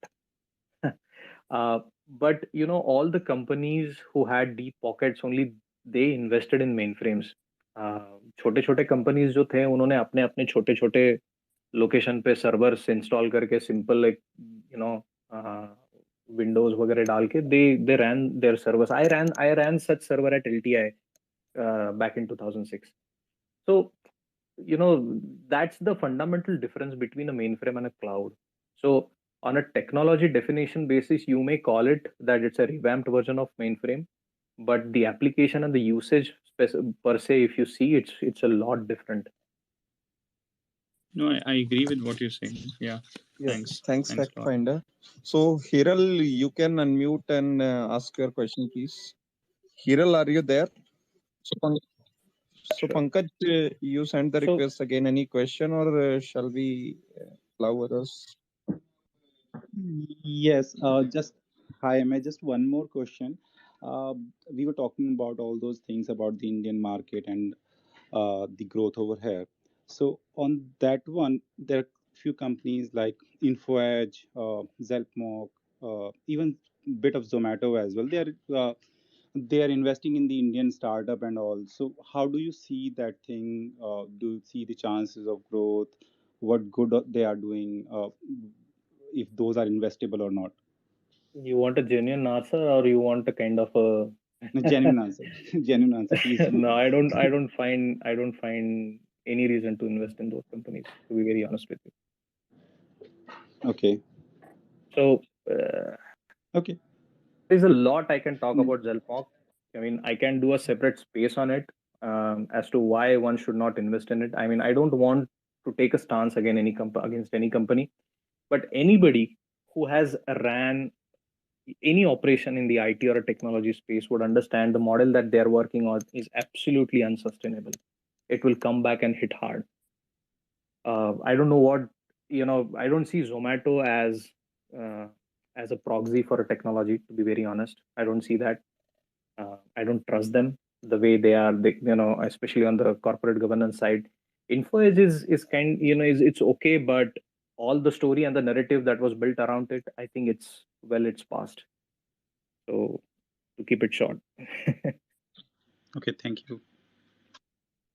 Also, just before we go ahead, Ravi, you asked one of the topics that it's been a decade why the revenue per employee in Indian IT markets is not growing. It's still where it was a decade ago, right? So just wanted to share a few points on that, if you allow. Yeah, actually, I was asking, say, I had a look on the top 4 5 companies.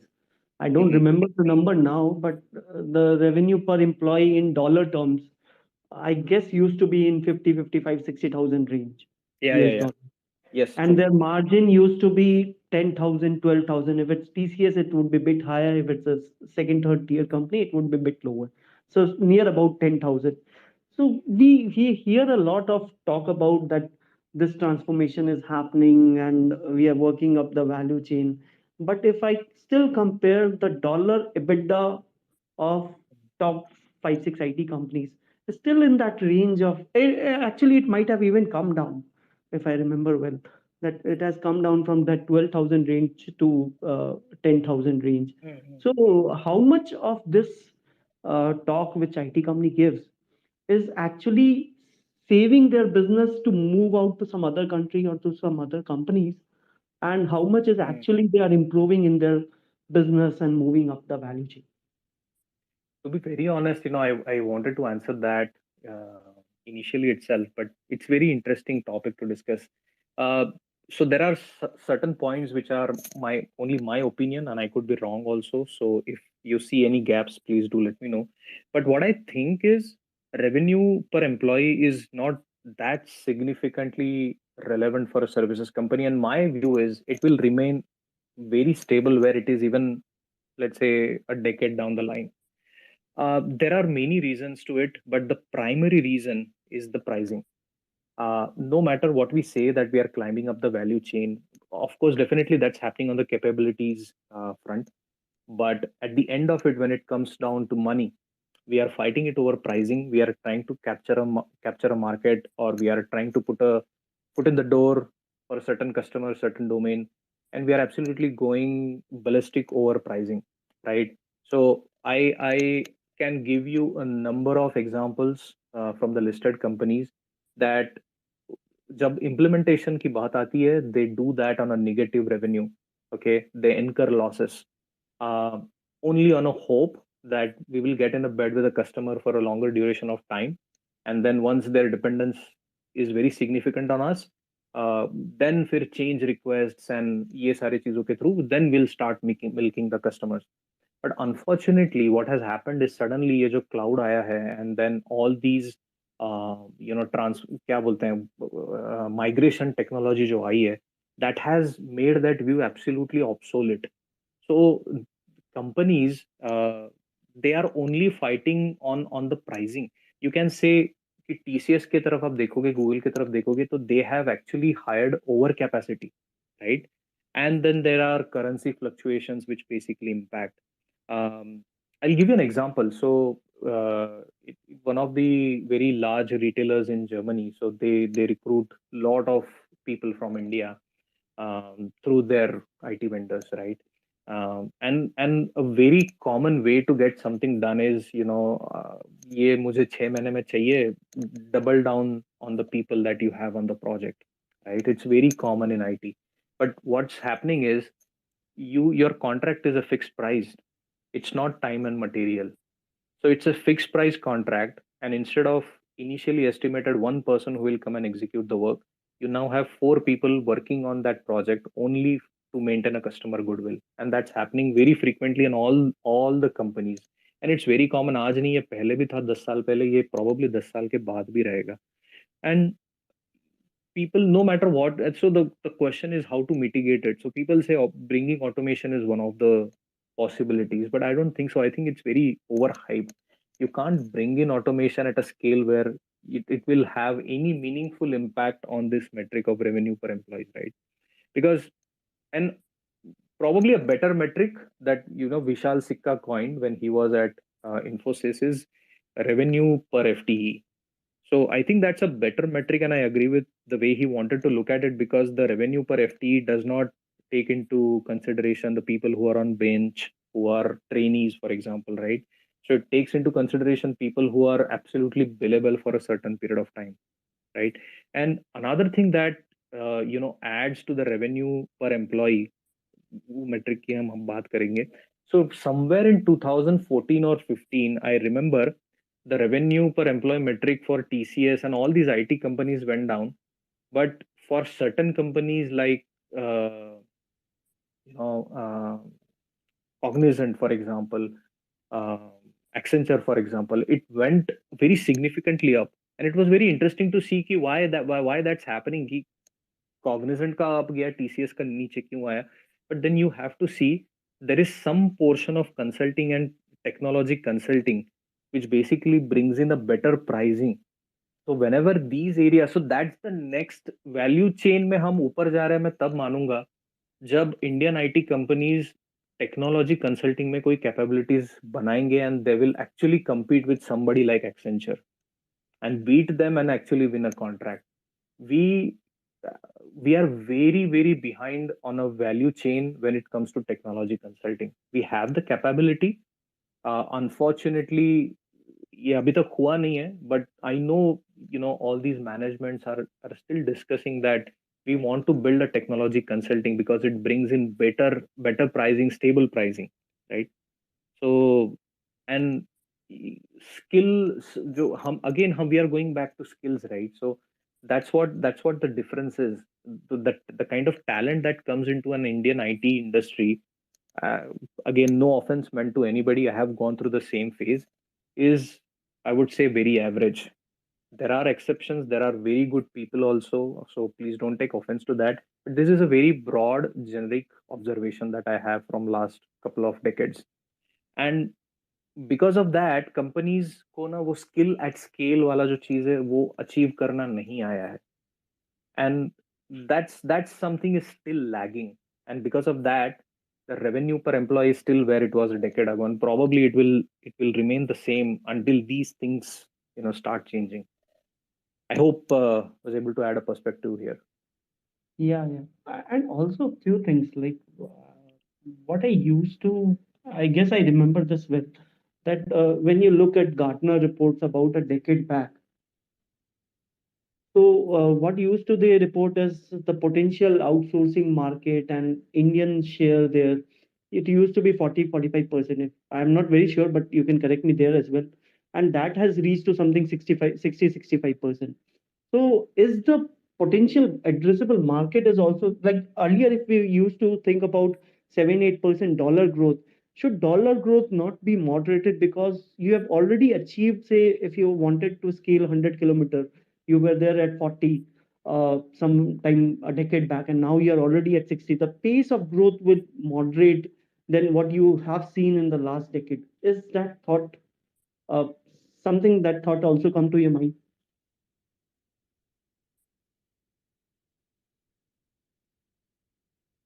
Yeah, absolutely. So, like I said, unless the next level of innovation जहां से value unlocking होगा वो नहीं आता है, तब तक ये growth, ये expectation absolutely correct है. As your size or as your base grows, that moderation has to come, and it will come. Somewhere down 2013-14, Philippines was coming out very aggressively on the pricing, on the skills, on the quality. But unfortunately, वो scale up नहीं कर पाए एक point के beyond. So I still remember IBM was looking forward to move at least 40% of their offshore development centers from India to Philippines, and they made a lot of investments there. But unfortunately, वो scale up नहीं हो पाया, and they completely ramped down the operations there. When it comes to niche programming, for example, आपके AI के लिए जो आपको models बनाने होते हैं, राइट? सो मॉडल डेवलपमेंट होता है, या फिर आपको डेटा साइंस, डेटा इंजीनियरिंग करना है, अल्गोरिदम्स बनाने हैं, वो टैलेंट ईस्टर्न यूरोप में बहुत चीप एंड बहुत अमेजिंग क्वालिटी का अवेलेबल था. रोमेनिया फॉर एग्जांपल, यूक्रेन के एआई डेवलपर्स बहुत अमेजिंग थे, and unfortunately because of this war and all उस वजह से ये सारा स्कैटर्ड हो गया है, and again because of that some portion of that displacement will come to India.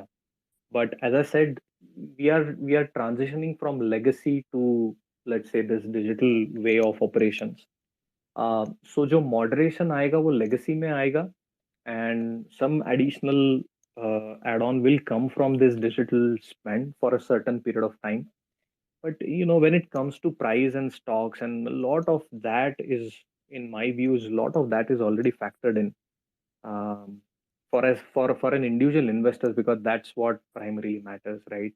But I have seen industry for 2 decades, and I think industry knows moderation kab aane wala hai, and they keep on evolving. There are always new level of growth that are envisioned, and that are, but it's just a matter of time कि market कब prepare होता है उस growth को adopt करने के लिए. Cloud was there in 2010, nobody wanted it. It became a thing only in 2020. So there are many such technologies which are still available, but scale नहीं reach कर पाए.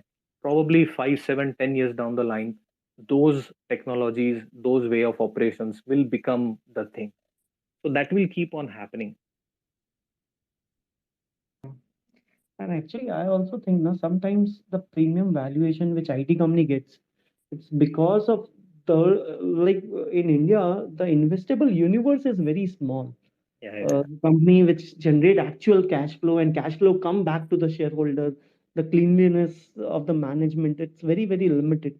That's why these companies, they are, when they are trading in India, they trade at very, very premium valuation. You check Cognizant would be at much cheaper valuation than the flagship IT companies which trades in India.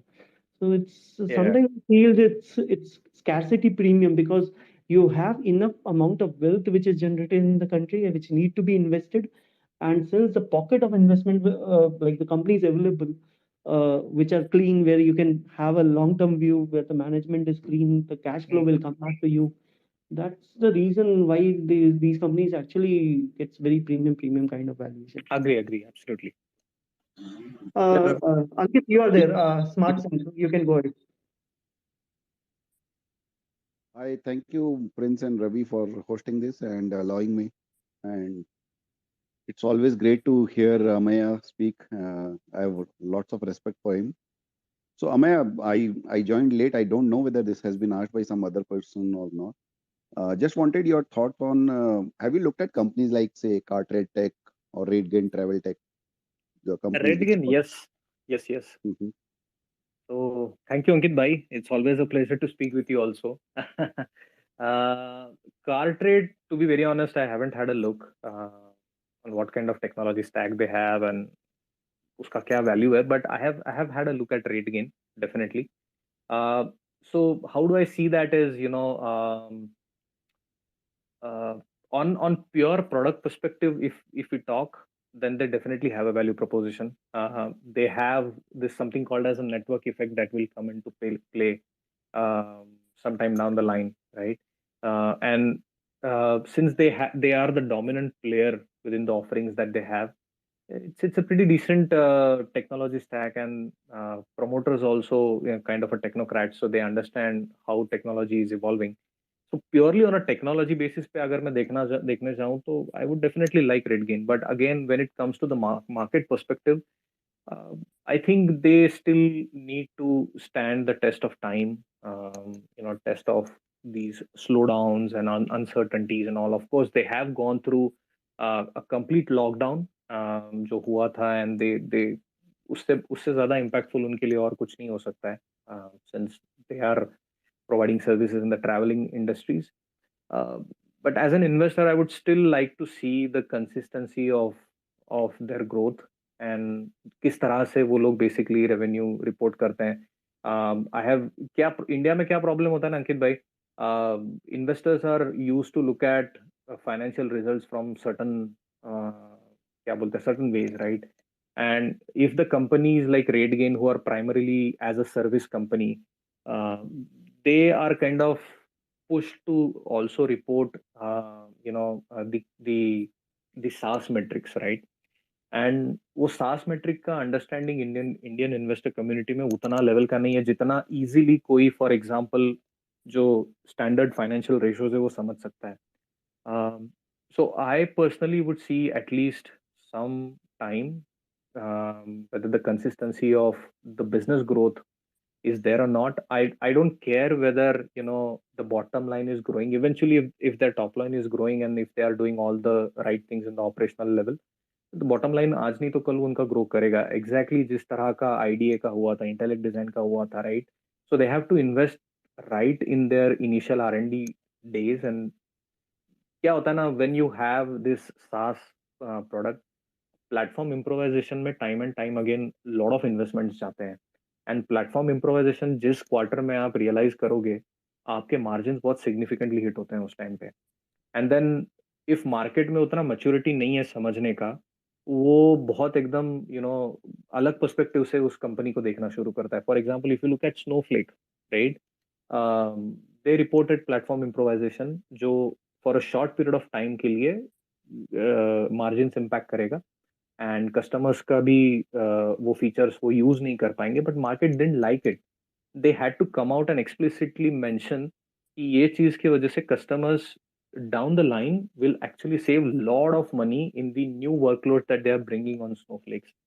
So वो understanding आने में थोड़ा सा time लगेगा.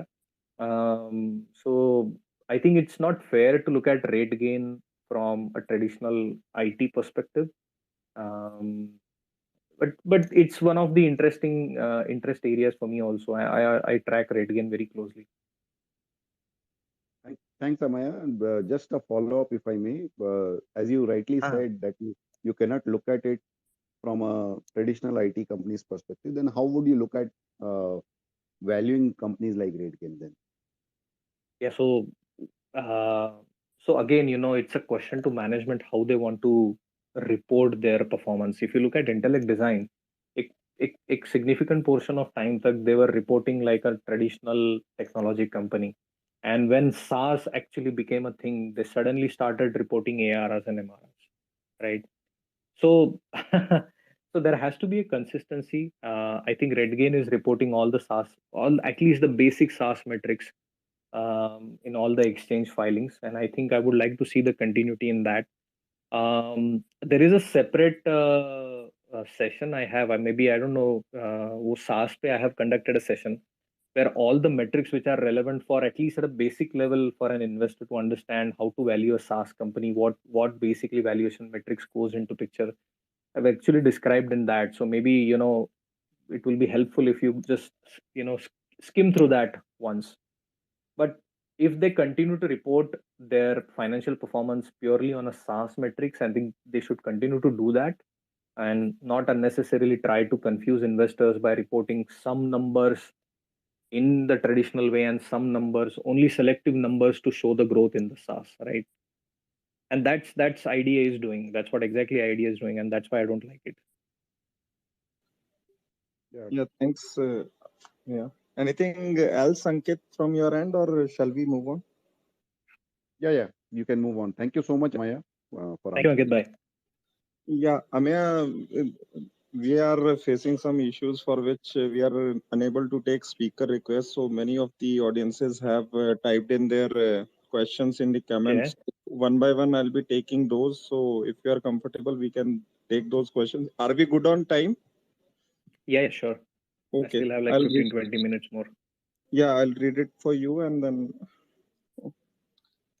So, one person has asked your view on Intellect and K-Solve IT product companies, if you would like to take this question. So view as in from the technology perspective or from the management perspective, that's kind of a counter question I have. I like whatever Intellect Design is doing purely on a technology front. Absolutely no question about it. They invested in the R&D, at the right moment. A lot of their products are coming for monetization, but there are a lot of gray areas as well. I've tried a lot to basically gain clarity on those. There were some people who reach out to me asking, share your questions, and we'll try to ask directly, reach out to management and get those clarified. Unfortunately, that has never happened. I've tried to reach the investor relations as well, but that also has been absolutely futile. Uh, so if you ask me purely from a product and technology perspective, I absolutely like what they are doing. But there are some gray areas for which I'm not able to get my answers. So that's that. Um, so the kind of product prowess Intellect Design has, of course, there are smaller companies like, which basically have a sliced down version of what Intellect Design is doing, and they are pretty dominant in certain markets. Um, but we don't have as strong product company other than that, and if we have, those are not listed, right? Um, so I like Pine Labs. I like Postman, if at all, IPOs in India at a fair valuation. I know it's a sin to ask a fair valuation, but if at all market brings it to a fair valuation sometime, I would love to buy it. I like Datadog also in the product space, Snowflake. These are some of the companies I like, but unfortunately, those are not listed in India. Okay. So we have one question like how much you see potential in digital twin business? Uh, well, the potential is there, but I don't know what value extractions company will realize beyond a point. Um, so definitely there is a huge potential, because you can actually digitize, ideate a product, digitize it, test it, simulate it. You don't really have to run the demo batches for your products, until you find a kind of a stable version of it, which is uh, have a right throughput, for example. So you are able to do that. You are able to achieve that through digital twin very easily. But what is to be seen is, what is the cost of operating a digital twin? We don't have many companies who have digital twins. There are some very large companies जिनका ना technology understanding and technology grasp काफी significant है. For example Bosch in Germany, they have a digital twin, but Bosch is, by DNA it's a technology company. It manufactures certain things, but by its DNA it's a technology company, right? So what is to be seen is the cost of operating a digital twin, and that's still not clear. It's too early to say that whether it will reach a critical mass or not. But it has potential, but it's still too early to predict anything about it. All right. So next question is from Krishna Kalyan. He's asking which are the mid-cap ITs to be impacted the most due to exposure to European Union, as EU seems to be the most risky from macro's point of view. Mhm. Yeah, I also have that worry, to be very honest with you, since I work there. And given the situation, and I keep on reading, I keep on talking to people who have better understanding of the ground realities. It's a fact that if at all the situation on the gas and the energy doesn't improve by November, the rationing will happen for industries and the commercial units. Of course, the rationing will be positively for the residents, but that also means a lot of chemical companies and a lot of industries, they will actually come to a level where either they will have to be bailed out or they will file for bankruptcy. It's that ugly, and I completely agree with that aspect. And I'm also, to be very honest, I'm also very worried about that. So but that's what it is. We have to see what happens. Right. So one person has asked, RBI is set to launch a blockchain-based project on trade financing. So this is a pilot project initiated by RBI to develop a proof of concept on trade financing with the help of blockchain technology. He's asking for your view on this. Well, to be honest, you don't need a blockchain for a trade finance. You can use a Finacle by Infosys and very well manage it. There has to be a right use case, right? They probably are doing a pilot just to test the technology. But beyond that, I think when it comes to the level jahan pe, like I said, right, the technology has to be usable and it should create a value. Um, so that's very easily possible through the products that we already have. Probably they just want to dip their toes and just check what are the possible use cases that we have or what can we do about it. Even IBBIC is also doing a similar thing, and RBI is also involved in that. but they are not able to scale up. And like I said, it's very important to see that we actually break the barriers of the pilot trap and then actually gain a critical mass to start delivering something on that. When it comes to blockchain, you don't have access to the right talent.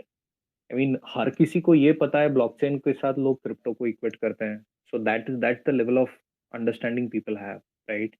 And people will have all the understanding of all the coins and tokens and the yields and कहाँ पे क्या हो रहा है. But if you ask what are the in 4 or 5 steps, if you can describe how to deploy a smart contract, people don't have that skills yet. We don't have that scale yet. So probably it will remain a pilot until we have scale with the right talent available. Right.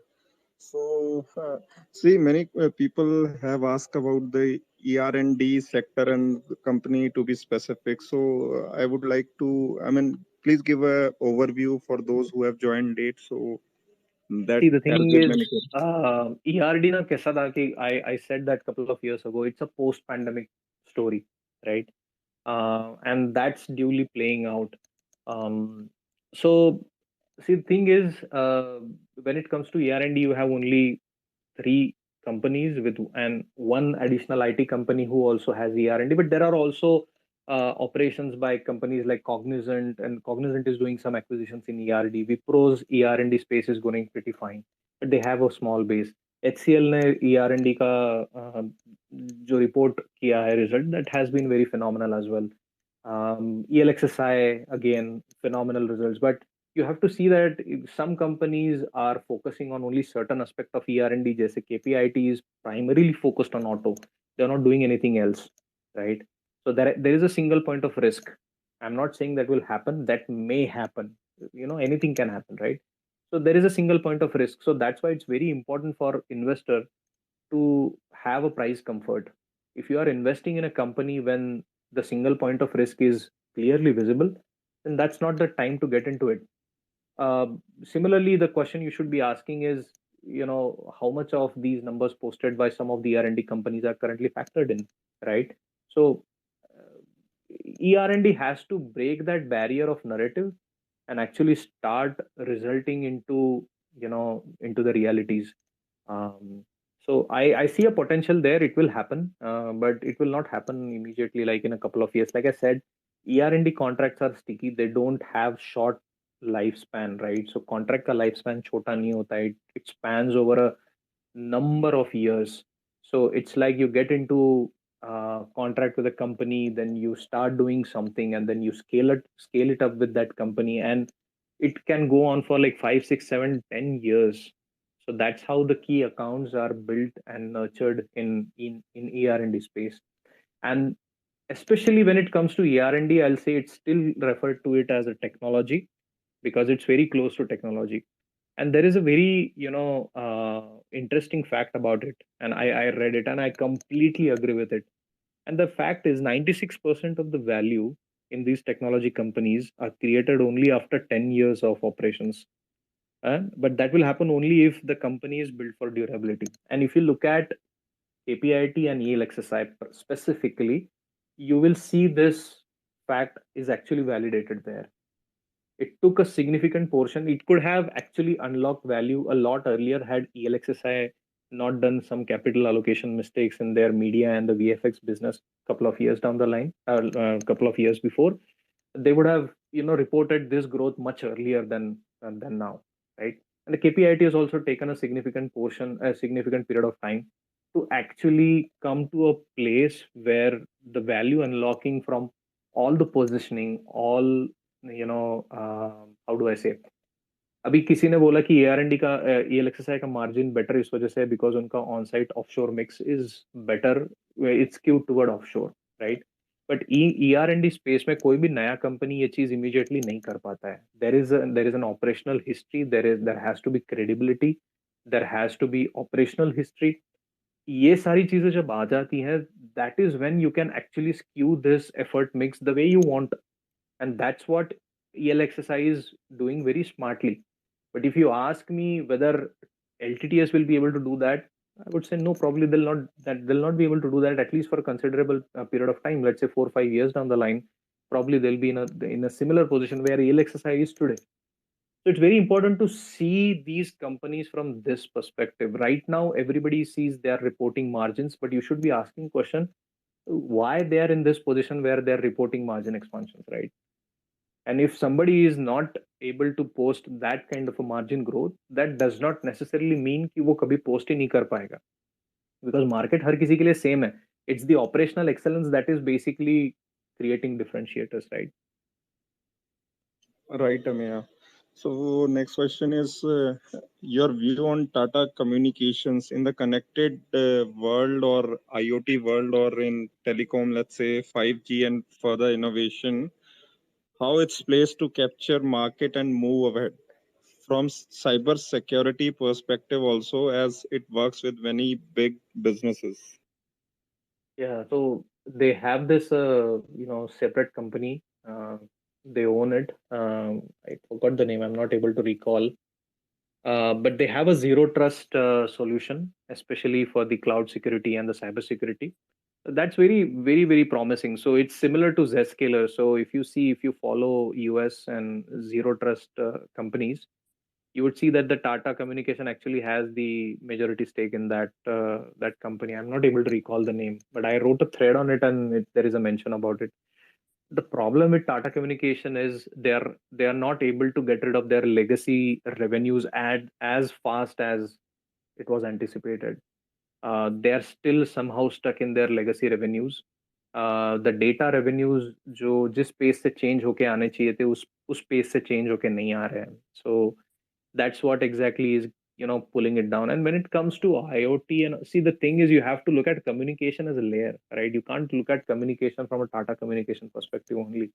So communication as a layer, so all the participants who are in operating within that communication layer has to perform at a same level, right? तब जाके वो एक IoT का जो ecosystem है वो mature होगा. So what I'm able to see is IoT will probably come to the critical mass after the 5G is deployed. No matter how much we hear about IoT, किसने क्या किया है, it still hasn't reached that critical mass, right? You don't see IoT ecosystems or IoT applications implemented left, right, and center, right?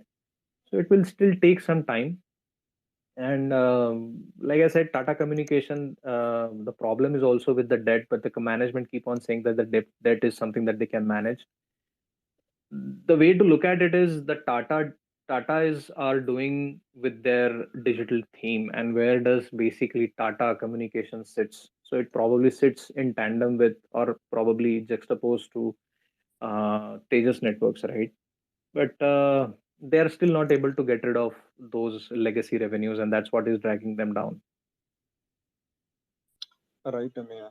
So, Ameya, there are, I guess, people have covered all the company names in the comments, and they want to know Yeah, it's how very to. obvious. So that won't be possible in a small time we have from now. So basically, I would request Ameya, in case whenever you get time, so those comments, if you read, kindly response to the relevant questions which you find are relevant to be answered.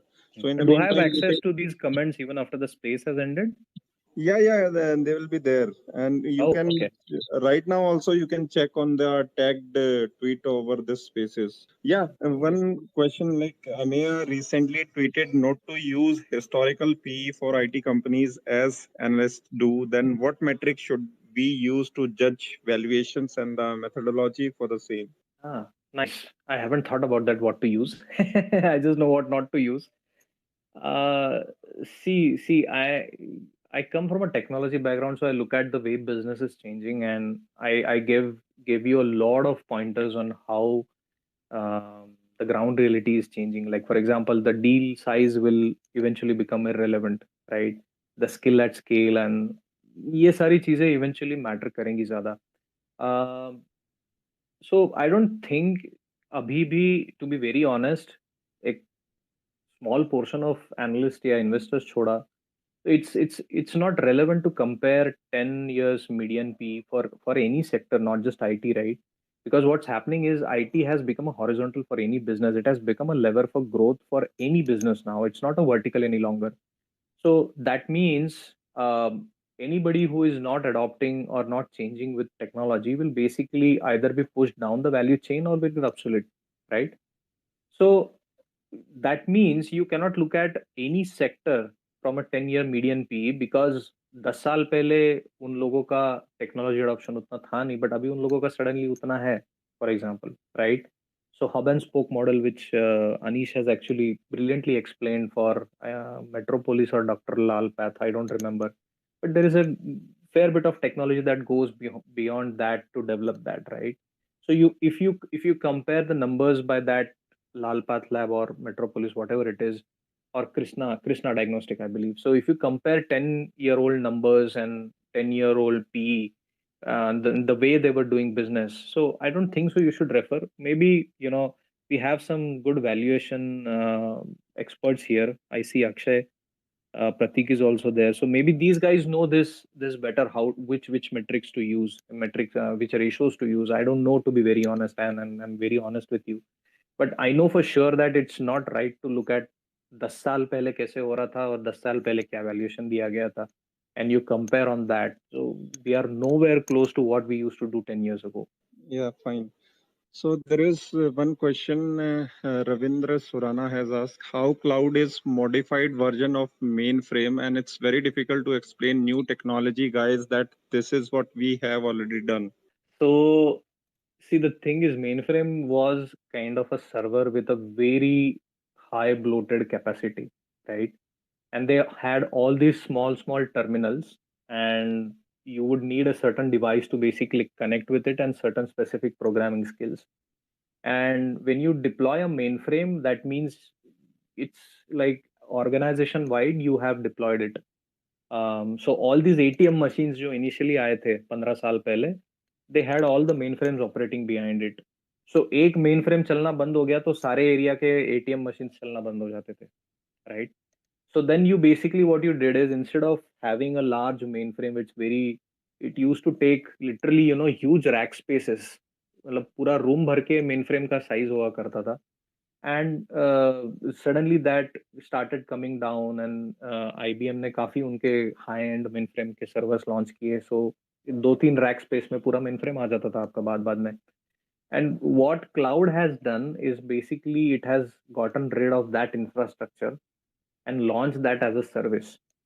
So पहले mainframe में अगर आपको purchase करना है तो server का cost ही बहुत ज्यादा हाई हुआ करता था. आपको एकदम बेस लेवल का भी सर्वर लेना है. आई स्टिल रिमेम्बर पेपर में एडवर्टाइजर्स आते थे आईबीएम के मेन फ्रेम ग्रेड सर्वर्स के, starting from 20 lakh 30 lakh. Imagine you are a very small company and you want to use a mainframe का जो भी टेक्नोलॉजी या वैल्यू प्रोपोजिशन है, you want to use that, but you are not comfortable investing 20-30 lakh on a server, and it's only a server. उसको पूरा programme करना है, उसके लिए इंजीनियर्स आते थे प्रीमियम वैल्यूएशन पे. Mainframe use to be very premium skill when I graduated. I remember people used to travel all the way to Mumbai and Pune only to learn how to program a mainframe. So cloud basically changed that, right? It brought down the entry barriers or access barriers for everybody. So you don't have to have significantly deep pockets.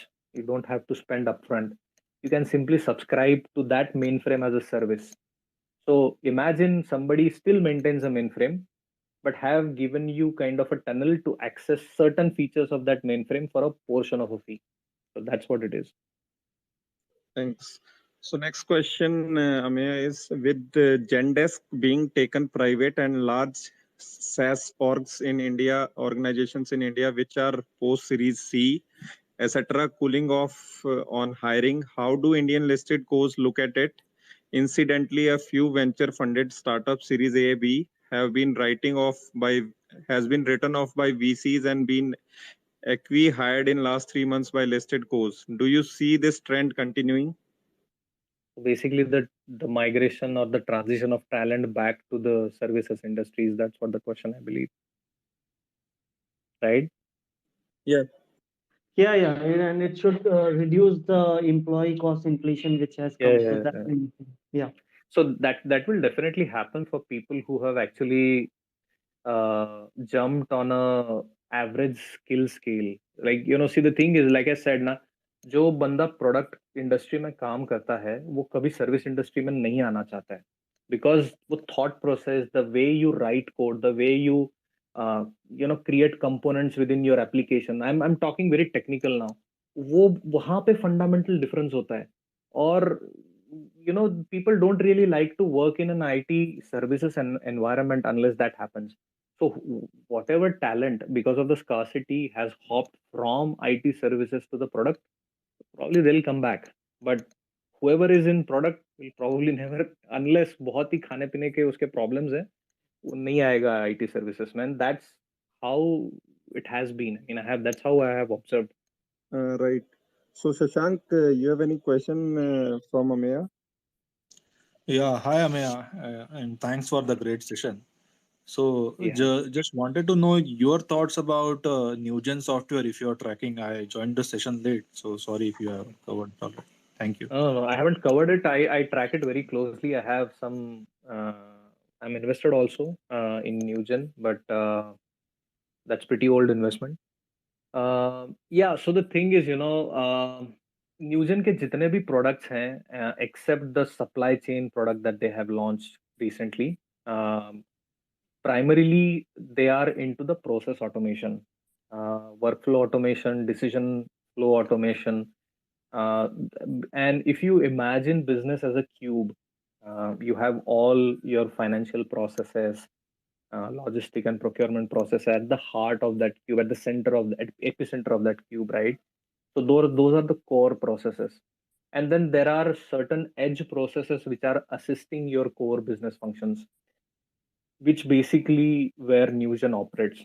So if at all any spend cuts or spend moderation happens, the Newgen is at the front line to take that impact. And that's what you would have also seen a couple of quarters before. Their domestic business actually kind of dragged their financial performance very significantly down, because the contracts were there, the implementation was there, but the money was not flowing in because suddenly certain contract servicing had stopped. But I think over a period of time they will evolve. Um, but their growth is connected to, they operate through certain technology partners, right? So KPMG, Deloitte. So they're always on the preferred list, and they're on the catalog of these companies. So they are kind of connected to how these KPMG and Deloitte position them.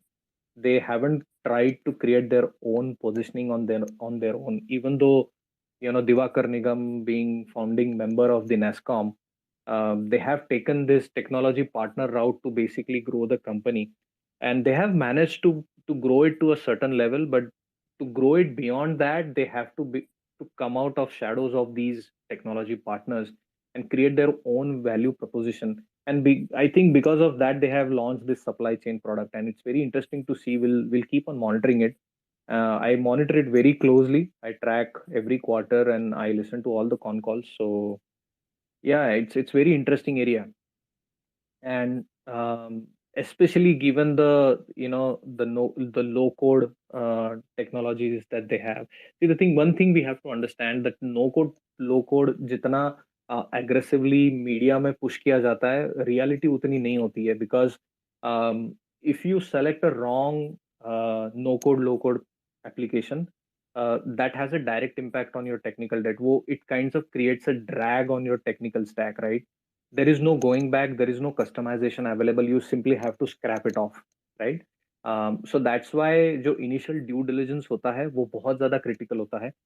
That is precisely why they have this technology partner route. So ये जो भी due diligence वाला time waste होता है, ये KPMG Deloitte ने पहले ही करके रखा है. So जो customer है उसको वो चीज़ करनी नहीं पड़ती है. So it will come more, थोड़ा सा और ट्रेंड में आएगा no code low code tools. And globally काफी सारे अलग और कंपनीज में से भी इंटरेस्ट है उसमें. But typical trend what I have seen is companies who operate on a process automation level with some low code no code platforms, they eventually get acquired. So I don't know if that will happen with Newgen, but I have interest in it. I don't know if I answered that, but that's how we see it. Thank you, thank you. Ameya. It was a great answer. Thank you, Shashank. So next question, Maya, is from one second. Charanjeev Singh. He's asking, I see a lot of value in buying Alphabet at current valuations, given assured revenue through ad business and possibilities of leveraging AI.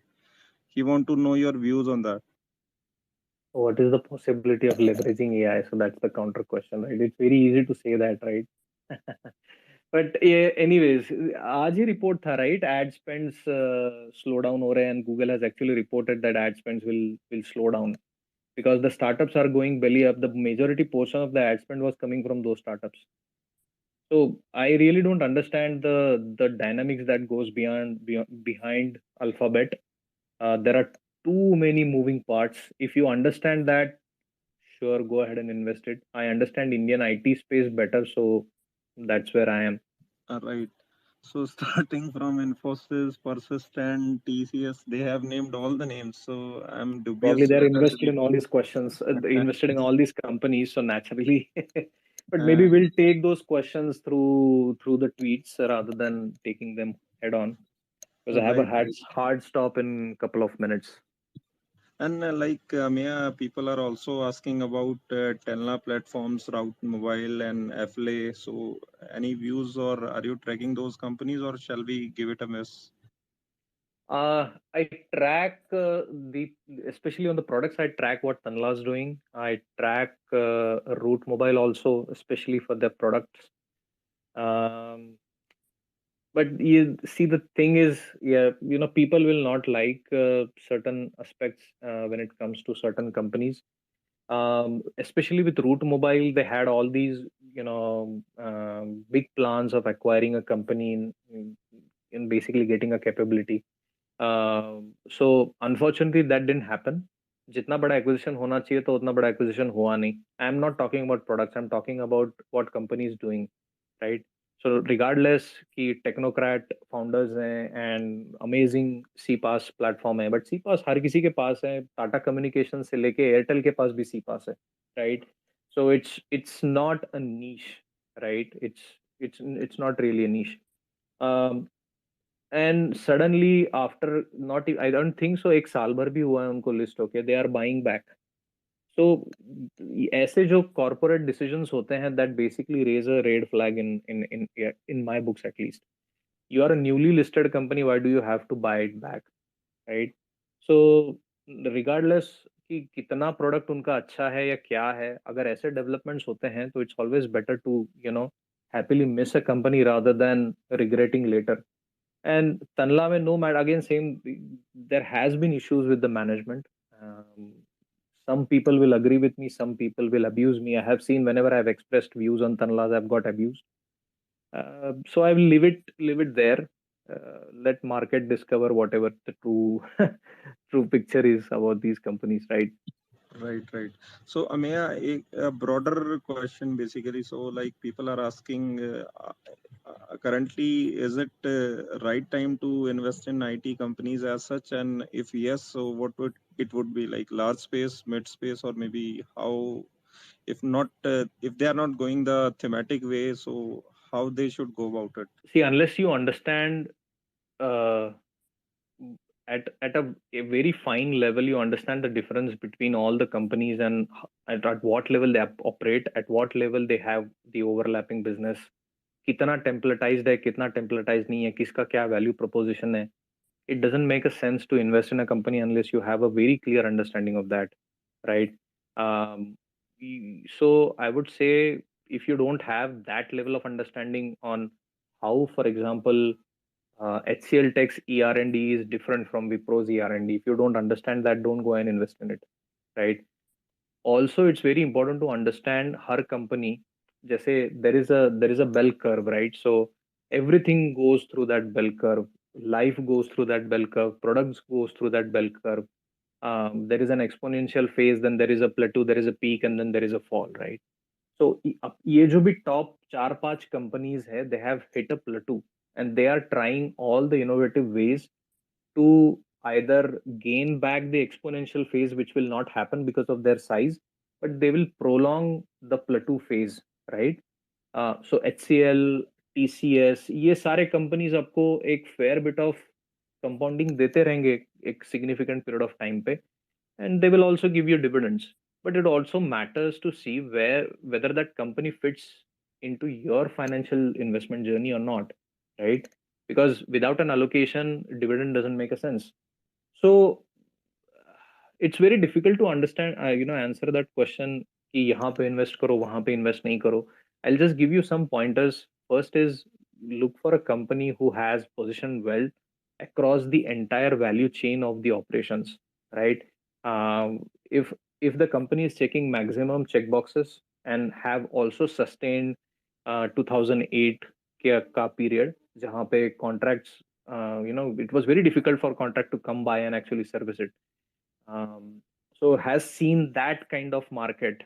COVID crash though I'm not even considering, but have seen that kind of a market, have sustained and thrived through that phase, then you can shortlist that company. Don't go, and anybody who is overdoing digital, I think you should, बहुत easy, it's very safe to skip such companies. If you don't understand this fine print, either take some time to understand that, or else for a while go with the large caps, improve your understanding, and then come back and invest somewhere else. You can do something like that. मैं regularly क्या करता हूँ, मैं बोलता हूँ आपको, whenever any IT company releases a con call, I listen to all the con calls, right from TCS to Infobeans, regardless I'm invested in that company or not. But I want to listen to every management what they are saying. So that's how I basically, plug the loop or plug the holes that I may have in my understanding about the business. Because if I'm invested in, let's say, in LTI, I may have a bias towards it. And unless I listen to all the managements, I will not be able to get rid of that bias. So that's something that everybody has to do. So that heavy lifting has no alternative. Right, Ameya. So one interesting question from Vibhor Vash.